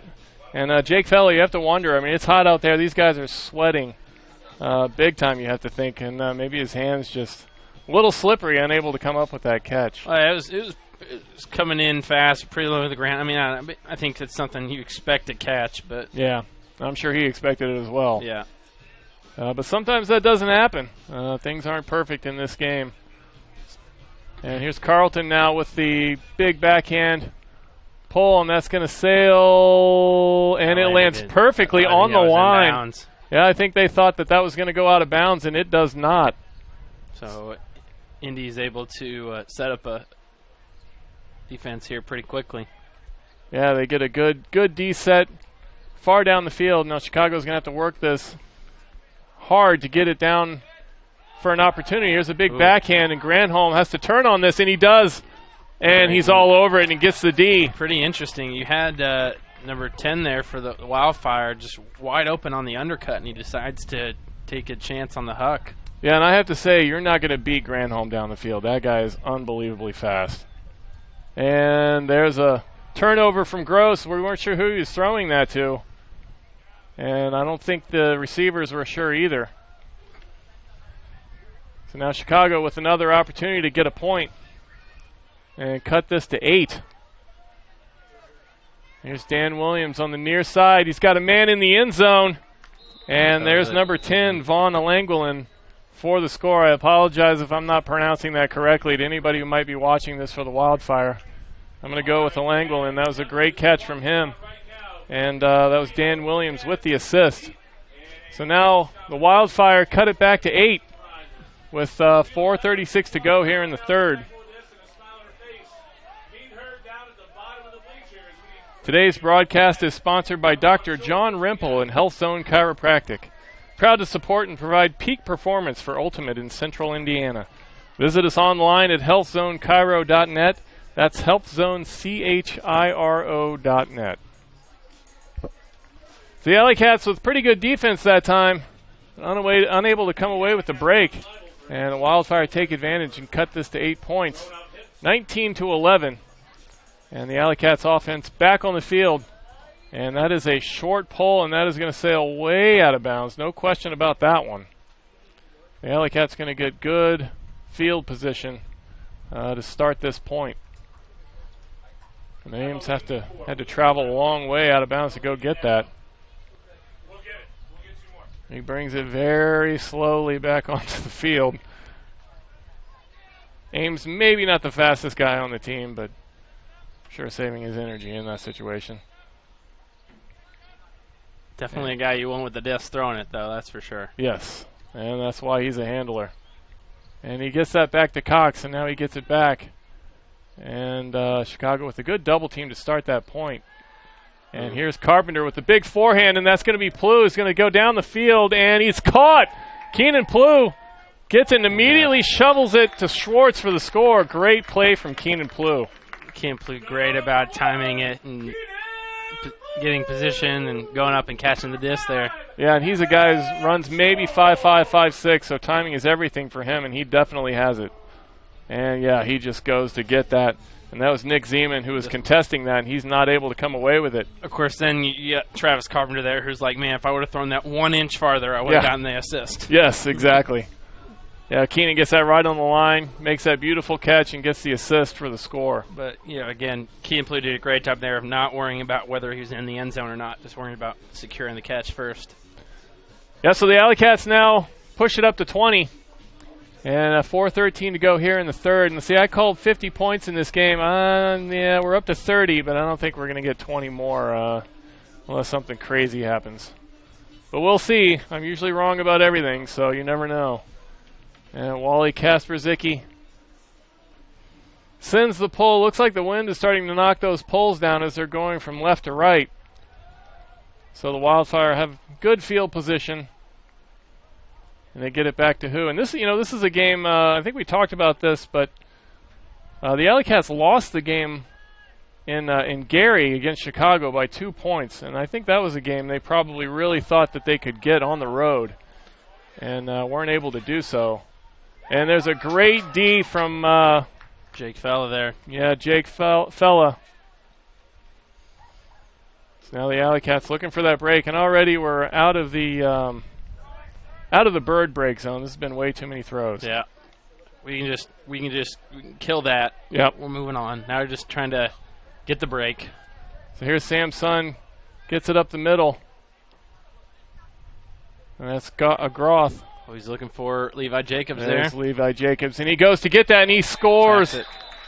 They had a good beat on that. I wasn't sure if he was going to be able to come away with that, and he does. So aggressive move on the disc from Levi Jacobs that time. 21-11 now. The AlleyCats up double figures with 3:16 to go here in the third. You could just tell he was like, yeah, I'm going to have to attack this one. I can't really sit on it and wait. Yep. And that was Jake Fella with the assist. So making up for that drop that he had in the end zone on the other side with a perfect forehand into the end zone and caught by Levi Jacobs. Today's broadcast is brought to you by the Indiana Ultimate Foundation. The IUF's mission is to promote the growth and development of Ultimate at all levels in the state of Indiana. Visit them online at indianaultimatefoundation.com. All right, partner, I'm going to quiz you. Uh-oh. So, the Cats pulled it there. Okay. Their defense got the D, and Yes. they scored. And we Right. call that a... bypass? A break. Thank you, Heath. Oh, boy. So now the I Wildfire. was fully expecting you to... I don't know if you were joking with me. I was fully expecting you to get that right away. I don't even know what a bypass is. Oh, goodness. I'm just making stuff up at this point. Oh, they're making him start there in the end zone. Yeah, it looked like he was going to be able to take that on the line. I'm not sure what happened there. It looked like that went out of bounds. I'm not sure. And this one floats really high into that wind. And it's caught by Jimmy Sikora. Great effort. Now this is Dan Vakaroth. He gets it back and turns it right back upfield. Good effort to keep on that by Sarandesky, and the Wildfire with the score. Bit of a strange point, but they come back and cut it to 9 now. 2:47. Now, was that a break? No? Okay. No, offense scored there. Yes. We're good. Okay, everybody, I want you to know that I'm joking about all of this, please. I am somewhat familiar with this game. Yeah, you're believe it or catching not. on. You're catching Yeah, on. Give yourself a little bit more credit. I made one mistake early in the game, and now I'm paying the price. And that's fine. We'll do all this at my expense. That's okay. So the AlleyCats up 9 points, 21-12. 2:47 to go now in the third quarter. And, this is a game you can't can't take your foot off the gas. The Wildfire are maybe not have too many points on the board, but they're still running it here in the third quarter. They're definitely going to have to start scoring some quicker points. That's definitely something they're going to have to do if they're going to get back in this game. Yeah, and you got to like their effort so far. And this sails far out of bounds again. Ames going to get this. And once again, take it at the break. So when this happens, now it gives Chicago the opportunity to put a double team together at the point. And it looks like they're not going to take advantage of that. So Ames up against Dan Williams. And he's got his man Carey. Gets the dump. Throws out low back end. Forward to Brock on the far side. And that was a sketchy forehand that time. And Carey with a good effort.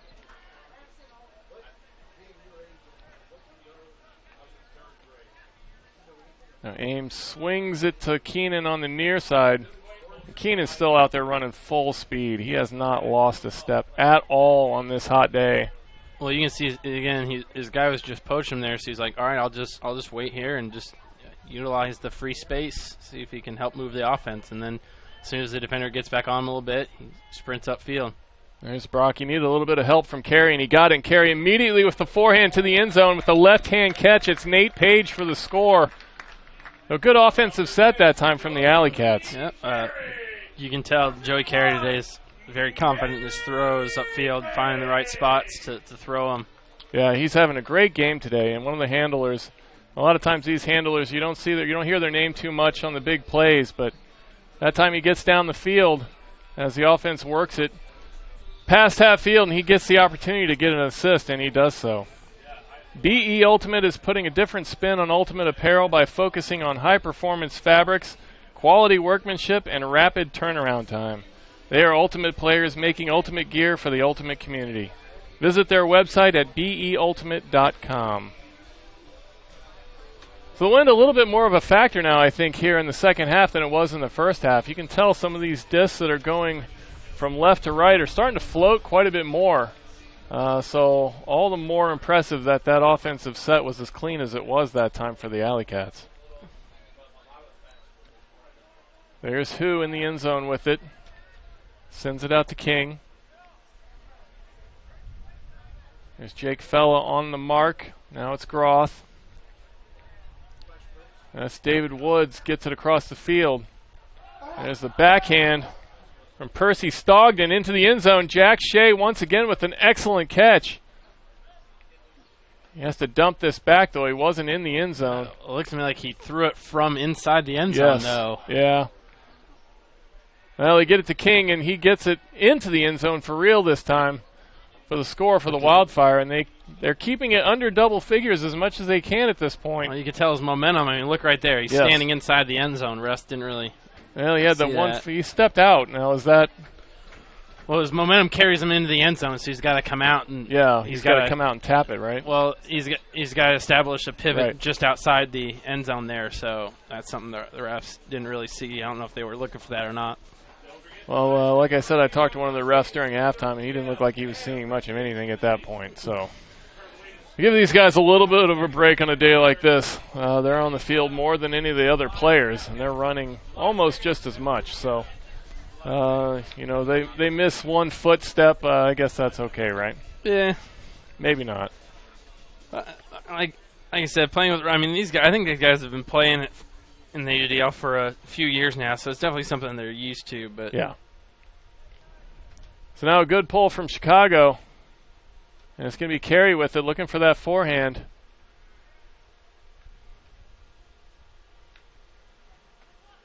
And now Ames with it. And he finds a cutting Keenan Plew up the middle. And Plew needs help from Cox. And Cox has done great on the backside. And we have a whistle. As soon as I say that, he gets called. No, that's against Chicago. A little bit of a too aggressive mark. He just got inside his disc space, so he's just basically like hovering over him, not allowing him to pivot around for the throw, so they're going to give him 10 yards. So we have 46 seconds to go here in the third quarter. And the big hammer over the top. There's Sam Sun looking in the end zone. He's got Keenan Plew, and that was an excellent find. And Keenan Plew got behind the defense. And Sam Sun knew right where he was and puts that forehand out, floats it, and Keenan Plew comes down with it for the score. Yep. You can just tell all that space there. Cox, excellent hammer throw. And beautiful hammer from Cox. You can just tell the defender there for Wildfire, he just couldn't keep up with Keenan. Yeah, once again, we said earlier, Cox was kind of the one who made that happen. He's a guy who's had a really great game today on the backside of this offense as a handler. He's had some catches on dump throws that have been really strong, left-handed catches. He's been clean all day. He's been moving the disc great, and that time you saw he threw that hammer over, got it across field, and gave him an opportunity for an easy score. So sometimes those guys on the backside who spend most of their time deep down the field don't get as much name recognition as the guys who are upfield making the cuts, but yeah, we're calling a lot of players, different players' names, like we said today for the AlleyCats. A lot of guys contributing up and down the roster. Now Chicago back the other way, and here's King. In terms of Wildfire players, we call them, though, as you said, those two out there, yeah, King and Who, we're just calling them their names a lot in terms of just kind of throwing it back and forth. Yeah, neither of those guys putting it down the field all that much, but they've been pretty clean on the backside. 20 seconds to go now here in the third quarter, and Who puts one up over the top for King, and he's going to have to let go of this. And I'm not sure they're aware, and there it is. There's King with the big backhand down the field. He's got Pardo in the end zone, and it goes over the top of Pardo. Looks like maybe a little bit of a shove from Carpenter. They're calling a. I was gonna say, I think I was seeing that one. It looks like they're going to call a foul, and time ran out. So yeah, interesting to see what they're decision is in terms of are they going to put time back on the clock. Okay, so you get the integrity. Well, you know, that's one of those things. The integrity rule comes into play there. I think Pardo said he probably didn't really have an opportunity on that otherwise and gives it to the AlleyCats. I'm not sure about that because it seemed pretty obvious that Carpenter had a little bit of a hand in the back. But, you know, I'm sure the AlleyCats will take it, and they'll end this third quarter now with 10-point lead, 23-13. And we're going to take a quick break now, I believe, and we'll be back with you for the final quarter's action. Hi, I'm Adam. And all my life I've been considered a pretty lucky guy. On the house. Ah, thanks. For starters, I get upgrades everywhere I go. And I just win things, like, all the time. And the winner is this guy. But you're not this lucky. No one is. So talk to a Farm Bureau agent today, because when it comes to your coverage, luck should have nothing to do with it.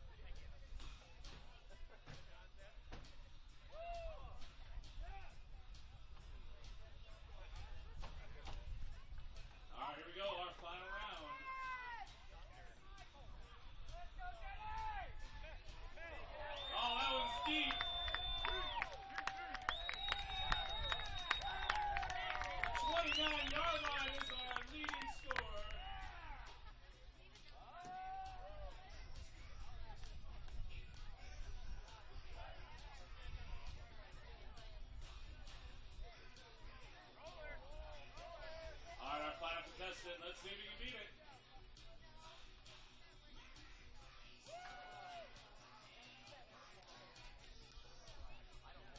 And the deep pass to the 29 is our winner. A huge round of applause to all of our Ultimate Dads for competing. And as a surprise, a way to say Happy Father's Day, all of our contestants will receive Sears gift cards as an awesome prize of thank you. Thanks to our friends at Sears Auto Center. Thank you, Ultimate Dads.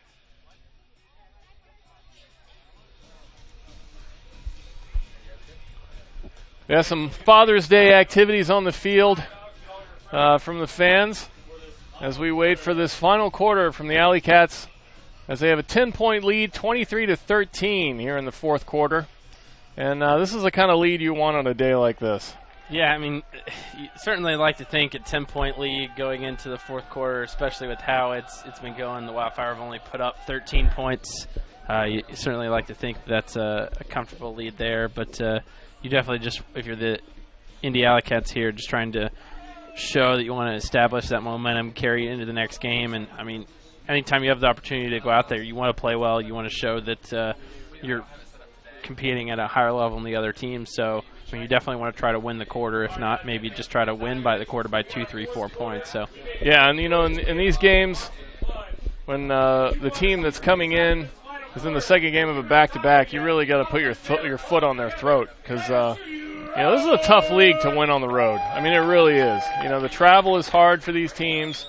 You got guys who miss the games because they have to work or do other things. And, you know, when you're the home team, you don't want to give the visiting team any quarter. As we head into the final period, we see Joey Carey with it. And Schwartz on the field now, and he puts it on the ground. Brock unable to come up with that. Yeah, some pressure there in the throw by Wildfire, but definitely turnover there by the AlleyCats. Yeah, and that was Dan Vakaroth on the mark that time. He's had a good game for them. He's a big guy, too. And now Derlica Wagner.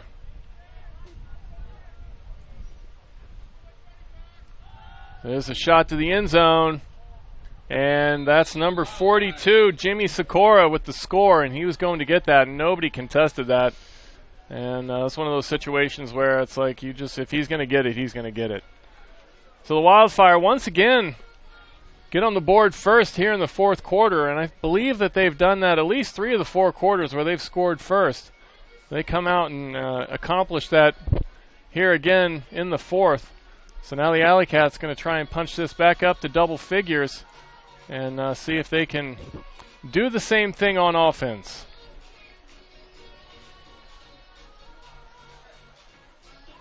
So Chicago with the break that time.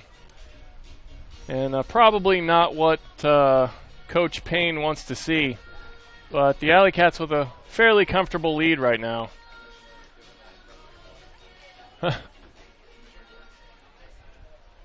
So we have word from our producer Heath that the commissioner of the AUDL, who is here today, was giving one of the referees water. So he's taking care of his crew. Now Carpenter with it at midfield. There's Carey with the big hammer over the top. And Brock waiting for it. And he goes up, but he's unable to come up with it. Not sure who that was on the D. Oh, that was, yeah. Serendesky. It was Serendesky.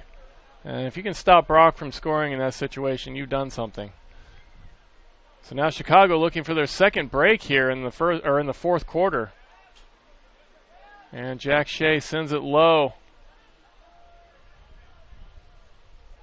And there's the swing throw. Charlie First gets it down the field. Nice find. Johnson with it now.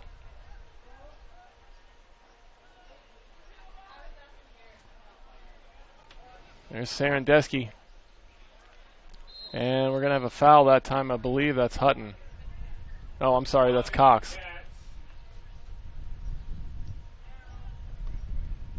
Yeah, so Cox with the foul. And Chicago going to center this on the goal line, and good chance that they're going to get their second break and cut this to 8, and they do. Looks like they released it maybe before the whistle was blown, so they're going to bring it back. So a bit of a mistake by Chicago that time. They had a great opportunity on the goal line to get that second break, and now they're going to have to do work to do it again. And this is Alex Champ, gets it to Williams.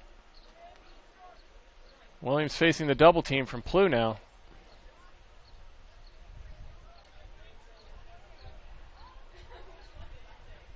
And they're backed up about 10 yards short of midfield now as they work this through the handlers. And the AlleyCats O-line. See if their hammer can work here. And it does. No contest there by the AlleyCats. Here's Johnson, and he flips it low. Ooh. And that's Langolin who gets that score. So just like that. Yeah, they come out and you got the comfortable 10-point lead, but certainly not the start you want, giving up 2 straight breaks to the Wildfire. Yeah, that's right. The Wildfire trying to keep this exciting here in the fourth quarter with 9:22 to go. And, you know, at what point does Mr. Payne start taking off that American flag bucket hat and chewing guys out? Oh, well,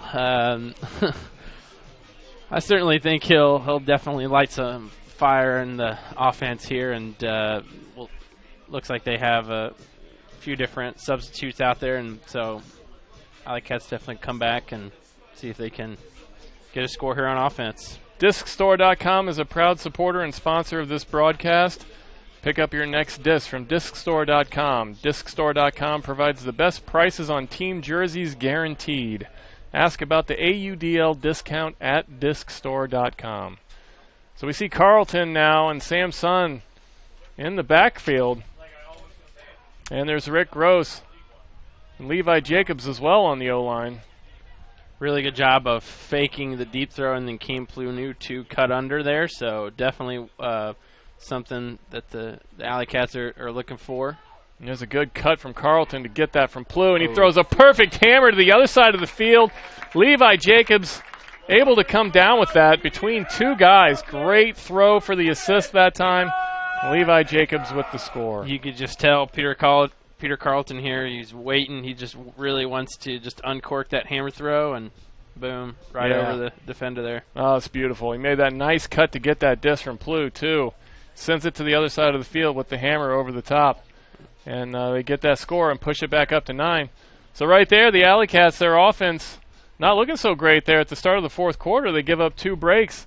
They bring in a few different guys on the line, and they take advantage and get the score right back. I certainly think that's something the AlleyCats are able to do. They're just able to make maybe one or two substitution. Not that they don't trust other guys, but they're, like I said, they're a deep team. They're able to put a couple other guys out there and able to execute really just a really quick, just a very well executed offensive point there. Yep, and Payne has that luxury. He doesn't have to chew anybody out. He just puts in a new line, and boom, they get the score. So now Chicago short on guys in this game and not really having an opportunity to put too many other guys on the line, and that's Casper Zicki who gets that D, but we may have a call on this. And it looks like both of the players who involved in that know what happened, but somehow we're going to get a call from the backside. Well, let's look at the replay here. No, great job with no foul call there. Certainly didn't seem like there was a foul on me. Yeah, and the ref in the end zone saying that was a clean play, and right away, AlleyCats with the break, and they get that point back. So there's a pause there because of the delay. Are we going to call that a bird break? No. No? No, that doesn't count. All right. It wasn't quick enough. All right, so we gotta correct the stat sheet there. Yep. It's just a regular break, not a bird break. All right. So 8:13 to go now in the fourth quarter. 25-15. The AlleyCats back up to double figures after giving up 2 early points in the fourth. And 2-2 now in this quarter. So they come right back, get those points back, and now they're going to try for another break on this D opportunity. Don't just hope you're covered. When it comes to your coverage, luck should have nothing to do with it. Talk to Indiana Farm Bureau Insurance today. Visit infarmbureau.com for a free auto quote or to find your local Indianapolis area agent. Indiana Farm Bureau Insurance. Stop knocking on wood. So now it's Sam Sun with the pull, and it's a good one into that wind. Puts it almost down to the goal line. He's not a guy that I believe we see pull too much, but gets a great pull, and here's a big huck down the field from the Wildfire. Ooh, and Nate Page just did a great job catching up to that, but just the last second seemed like it tailed over him a little bit. Nate Page great was effort. All over that, just goes right through his fingers, and Serendesky just waits for it, doesn't even make a jump on it. It comes right down to him. Maybe surprised him a little bit that Page didn't get that, and he gets that score. Oh, yeah, he knew that was coming. Serendesky with a good effort that time for the score. So the Wildfire cut it to 9 once again, 25-16. And they're going to look for another break. They're trying their best to stay in this.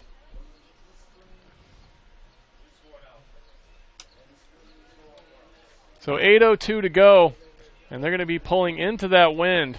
And you can see the guys down now starting to put their hands in front of their faces. That sun getting a little bit lower on the right side of the field, the right side of your screen. And the AlleyCats going away from it. But guys are going to be looking into that sun a little bit more as we get late in the day. Here's Plew with the throw. Gets that forehand to Hortemiller. Now here's Joey Carey. Like you see, typical cut there. Joey Carey will dump it back to Cox and then continue across the field. Oh! And he's able to look downfield and just slightly overthrows David Hortemiller there. Yeah, Hortemiller really probably wishes he had that back. I don't know how that was just a little bit low. I think he was there for the disc, but it just tailed just a little low for him. He couldn't go down and get it. He's a tall guy. Here's Pardo now coming back for Chicago.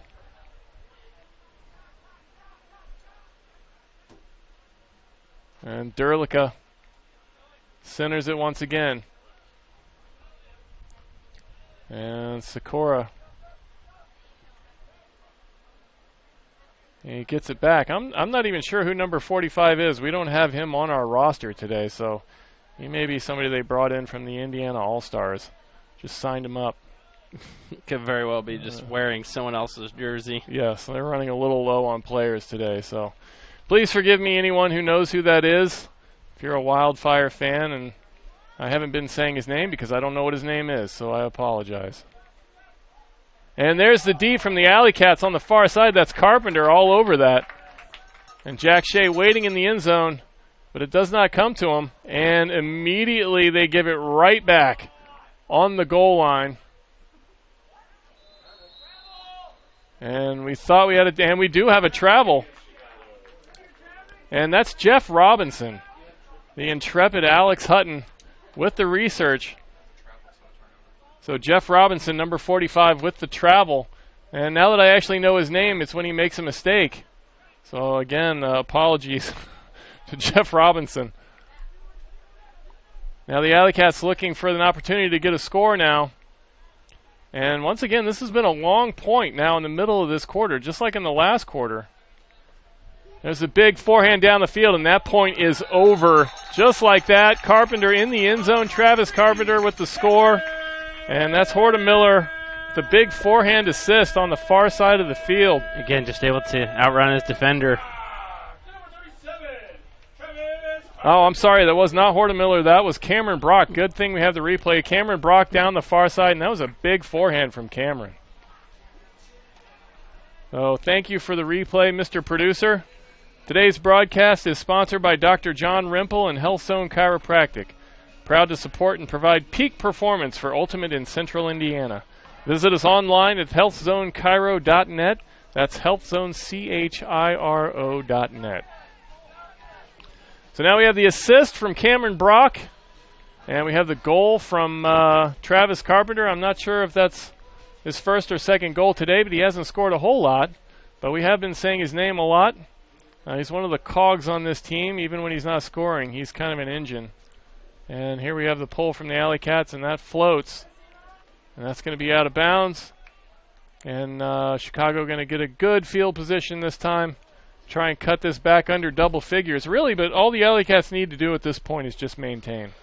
Yeah, I mean, if they're just matching points here, there's not much the Wildfire can do. But like I said, I certainly think that AlleyCats certainly pride themselves on defense. So they're going to try to get some turnovers here. Really going to try to, but of course, as I say, that Wildfire with another drop are really just giving it to the AlleyCats a lot today. AlleyCats have been able to capitalize on a lot of those.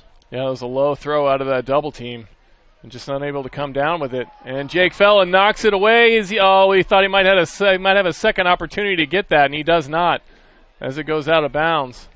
And I hate to say it, but another drop for Jake Fella there in the end zone. And he wants those points. He's just not getting them today. And here's Johnson with it for the Wildfire. And there's another poor throw from the Wildfire, and they give it right back. And Kasper Zicki, and he drops it as well. He started turning his head before he caught the disc. You could see it that time. And that was just a mistake on his part. Maybe he just turned up. Maybe he just tried to look upfield a little too soon before he caught it. Yeah, he knew he wasn't quite in the end zone, so he's looking for that next throw and didn't take time to catch it. I think AlleyCats maybe just need to take their time here, maybe not try to score so quickly, but now after all the drops and throwaways, just need to maybe just try to take their time. So here's Kasper Zicki. They were looking for that bird break. They got the pressure on them so that I can actually call it a break, so they're trying for me. And we have a score on the line. Nope, he says he's not in. 1 foot in, 1 foot out. It's kind of hard to... Were they sending it back? I'm not sure. He was towing the line, but he got that other foot down. They called a travel on the reception. Yeah, so that is not a turnover. So the AlleyCats will get an opportunity to get the score, and there it is. Jake Fella makes up for it. He's the guy who dropped that earlier in that point. So I think you're calling the travel on Schwartz there, throwing it upfield. So as soon as you establish yourself as a thrower and then try to go upfield, if you travel, then it's a turnover. But as a receiver travel, they got the disc back, and so they were able to then score after that. That was Wes Groth with a great forehand, cutting into the end zone that time, and Jake Fella able to come down with it. Today's broadcast is brought to you by the Indiana Ultimate Foundation. The IUF's mission is to promote the growth and development of Ultimate at all levels in the state of Indiana. Visit them online at indianaultimatefoundation.com. So 3:49 to go in the game now, and the AlleyCats up 11 points, 27-16, and trying to put a cap on this home win. This is their second to last home game before they start a really tough part of their schedule going into the end of this season. Yeah, 3 out of the last 4 on the road. Yeah, and those last 3 games are against the best 2 teams in the Midwest, 2 of them on the road. at Pittsburgh and then again at Madison. So now the Wildfire bringing it back down the field, trying to keep this from getting embarrassing at this point. I shouldn't say that. I mean, they're down several players. In the second game of back-to-back, I didn't mean it that way. And, putting it in my face, they score right away. Cut the lead to 10, 27-17. Alex Hutton just shaking his head next to me. And that's number 31, Danny Miller with the assist. And I believe that's Jack Shea on the far side with the score. He's a guy who's been towing the line quite a bit today. He's had a good game. Now we got the beach music playing out in the stadium. Fans are under their umbrellas trying to stay cool on this day. Everybody looking a little sleepy. It's one of those days, ladies and gentlemen. 3:26 to go in the game. 10-point lead for the AlleyCats. They have the O-line on the field. Going to try and add to that. Take as much time as they can to do so. We get the short roller from Chicago. And they're going to use that strategy of trying to get that double team quick. And they have to go find that disc under the stadium, I believe. No, Samson has it now. He's going to walk this back to the line. It's going to be Derlica and I believe Dan Vakaroth, two of their big guys, on the mark. Vakaroth looks like he has about a foot on Samson. Sam immediately puts it over the top of the great hammer. Joey Carey sends it right back. And good catch from Hortemiller on a full steam run that time. Snaps that forehand to Samson. Sam looking for the end zone. He's got his man. There it is. Keenan Plew with the score in the end zone. Great continuation. I mean, like you said, as Samson is catching that disc, you could tell Keenan times it, just takes off down the field. As you can see here, he's just going to make a great strike cut the field, and as he's catching it, Keenan's already down the field making the cut. Yeah, and Sam Plew gets a score. Yep, Sam made that whole point happen. He brought that in. That hammer immediately off the end zone, or off the end line, off the out of bounds line, and then made that cut and got the assist. So Sam, good to see him on the field. He's a guy who's great skill, comes in when they need him to, and makes that point happen. And Samson. I'm sorry, I'm pronouncing his name wrong this whole game. Samson with an excellent offensive set that time. I apologize to anyone who may be watching.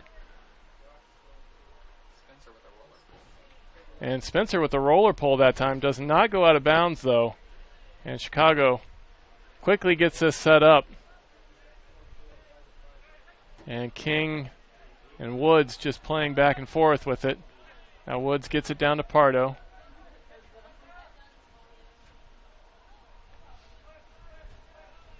Is King going to swing this? There's who? They get it to Pardo on the far side. I'm sorry, that's not Pardo, that's Stogden. He puts one up high. There you go. It's the throw they want as a defensive unit. Spencer Loskar, great position. Spencer Loskar, another guy whose name I enjoy mispronouncing. Usually call him Loskar. Now the AlleyCats back the other way. This is Levi Jacobs. He goes down to get it and gets the score on the layout. He's a guy who's been on the ground all day long. Goes down and gets that one and makes it count.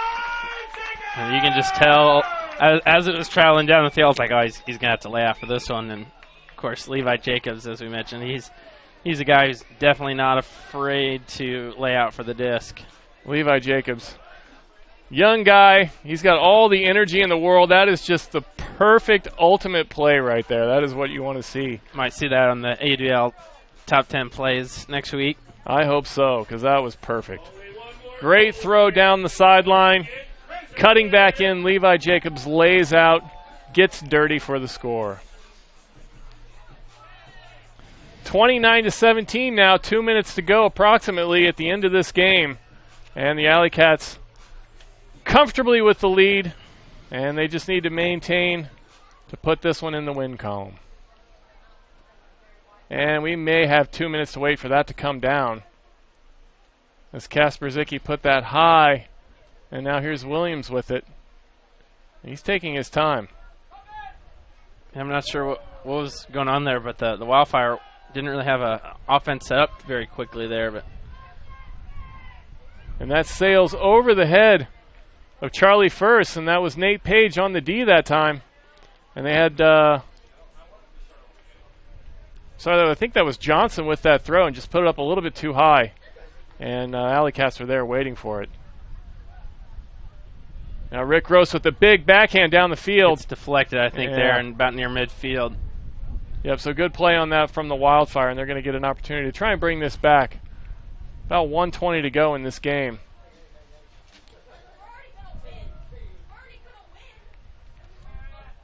So at this point, garbage time, just looking for stats. The AlleyCats have pretty much wrapped this game up, and this is a good home win for them. Overall, impressive effort. I think the main thing take away from this is just capitalizing. They were able to capitalize on a lot of the mistakes from the Chicago Wildfire. Whether they were drops just like that or throwaways. And then look, just kind of maybe a little bit lazy there from the Wildfire. Colin Ringwood takes off. The defenders don't. Of course, now he's kind of he's trapped down there. Didn't really have a whole lot of options, and then just floats it. And I think maybe there's a call there. Yeah, I think we have a call. It's like a timeout by the AlleyCats. Timeout AlleyCats that time. Sam Sohn put that perfect throw down to Ringwood, who went down to get it. These guys are still working hard out there. And he got a timeout before he could throw that into the end zone to Gross for the score. The score here, we put it at 47. Yes. Just under. Come on, we can get 4 more points to go. Get a couple of those 12-second scores. Yes, our producer says 1 more point for Crazy Bread. So now, well, yeah, a couple of years ago, at least I think it was the first season the AlleyCats were ever in existence, they started giving away Crazy Bread whenever you got to a certain point, and then that kind of went away. And this year, it was like after they had that huge explosion, you said that 35 points against Cincinnati, they're like, you know what, we're going to bring it back. So now it's just, I think it's about every time they hit 30 points, they give out free Crazy Bread, which is, of course, why you come out to the game, right? It's not for the ultimate, it's for the free Crazy Bread. That's right. So that's why they called that timeout, just to make sure that they get this. They got to get the free Crazy. It's for the fans. Yeah, that's right. The AlleyCats doing everything they can for the fans here in the stadium today. This is a hot one, and they've suffered through this game, but they're going to get a win and maybe some Crazy Bread, so it was worth it. If my stats are correct, I believe this would be the highest differential between the Wildfire and the AlleyCats for either team in terms of a win. So right now, as it stands, even a 12-point victory for the AlleyCats would be the highest for either team. And the fans not happy with Colin Ringwood after that throw. He puts it out for Joey Carey just a little bit too far. He's going to cost him some Crazy Bread. He tries to get that back with a good effort. The Wildfire coming back the other way now. And this is going to go to Pardo. Fans are cheering for Crazy Bread out here. They want it. Yeah. And time runs out as it sails across there. Yeah, 4 seconds to go approximately. There's the hammer into the end zone, and it's dropped by the Wildfire as both players on the same team knock it away from each other. And the end of the game, Indianapolis AlleyCats 29, Chicago Wildfire 17. And, like we talked about, this was a must-win game. Yeah, I mean, looking at the standings, the AlleyCats certainly have to have this game. And really, you think, obviously, you go into wanting to win every game, but, I mean, you got to think every game from here on out is a must-win for the Indy AlleyCats. Yeah, so this pushes their record up 6-4 now. Yeah. I'm sorry, 6-4. And they head to Detroit for their next game. Yeah, they got a back-to-back here coming up on the 25th and 26th, away at Detroit and then away at Pittsburgh. So. Yeah, that's going to be a tough road trip. Yeah. So, they're really going to want to get that game against Detroit. Now we're going to see if we can load up the friction catch of the game. I think I got a vote. You got a vote? Yeah. Let's take a look at this. That's what I was going to guess. Friction catch of the game. I think everybody, I don't think your vote would have counted on that one. That was pretty obvious. Yeah. And that was Levi Jacobs getting dirty for the score, close to the fourth quarter. That was our Friction catch of the game. Friction gloves help your throws and catches in all conditions. To find out more information and get a pair, visit frictiongloves.com. So now this is the end of the game. I don't know if you can see on the field, but the clouds have finally come over. Everything's cooled down. The wind is completely dead. Perfect conditions for Ultimate. And, of course, we're done. Yeah. I think, again, a great win for the AlleyCats. And as you can see, players really saluting the fans because, again, really you need the support. And a lot of people are really willing to show their support for any team really across the entire league. Fans are really a major factor driving the league forward. Absolutely. And I'm assuming some of those fans are going to be killing Colin Ringwood on social media for crazy. They had the crazy bread right there. Bread, yeah. So, all right. Well, I'm Bird Phillips on the call today.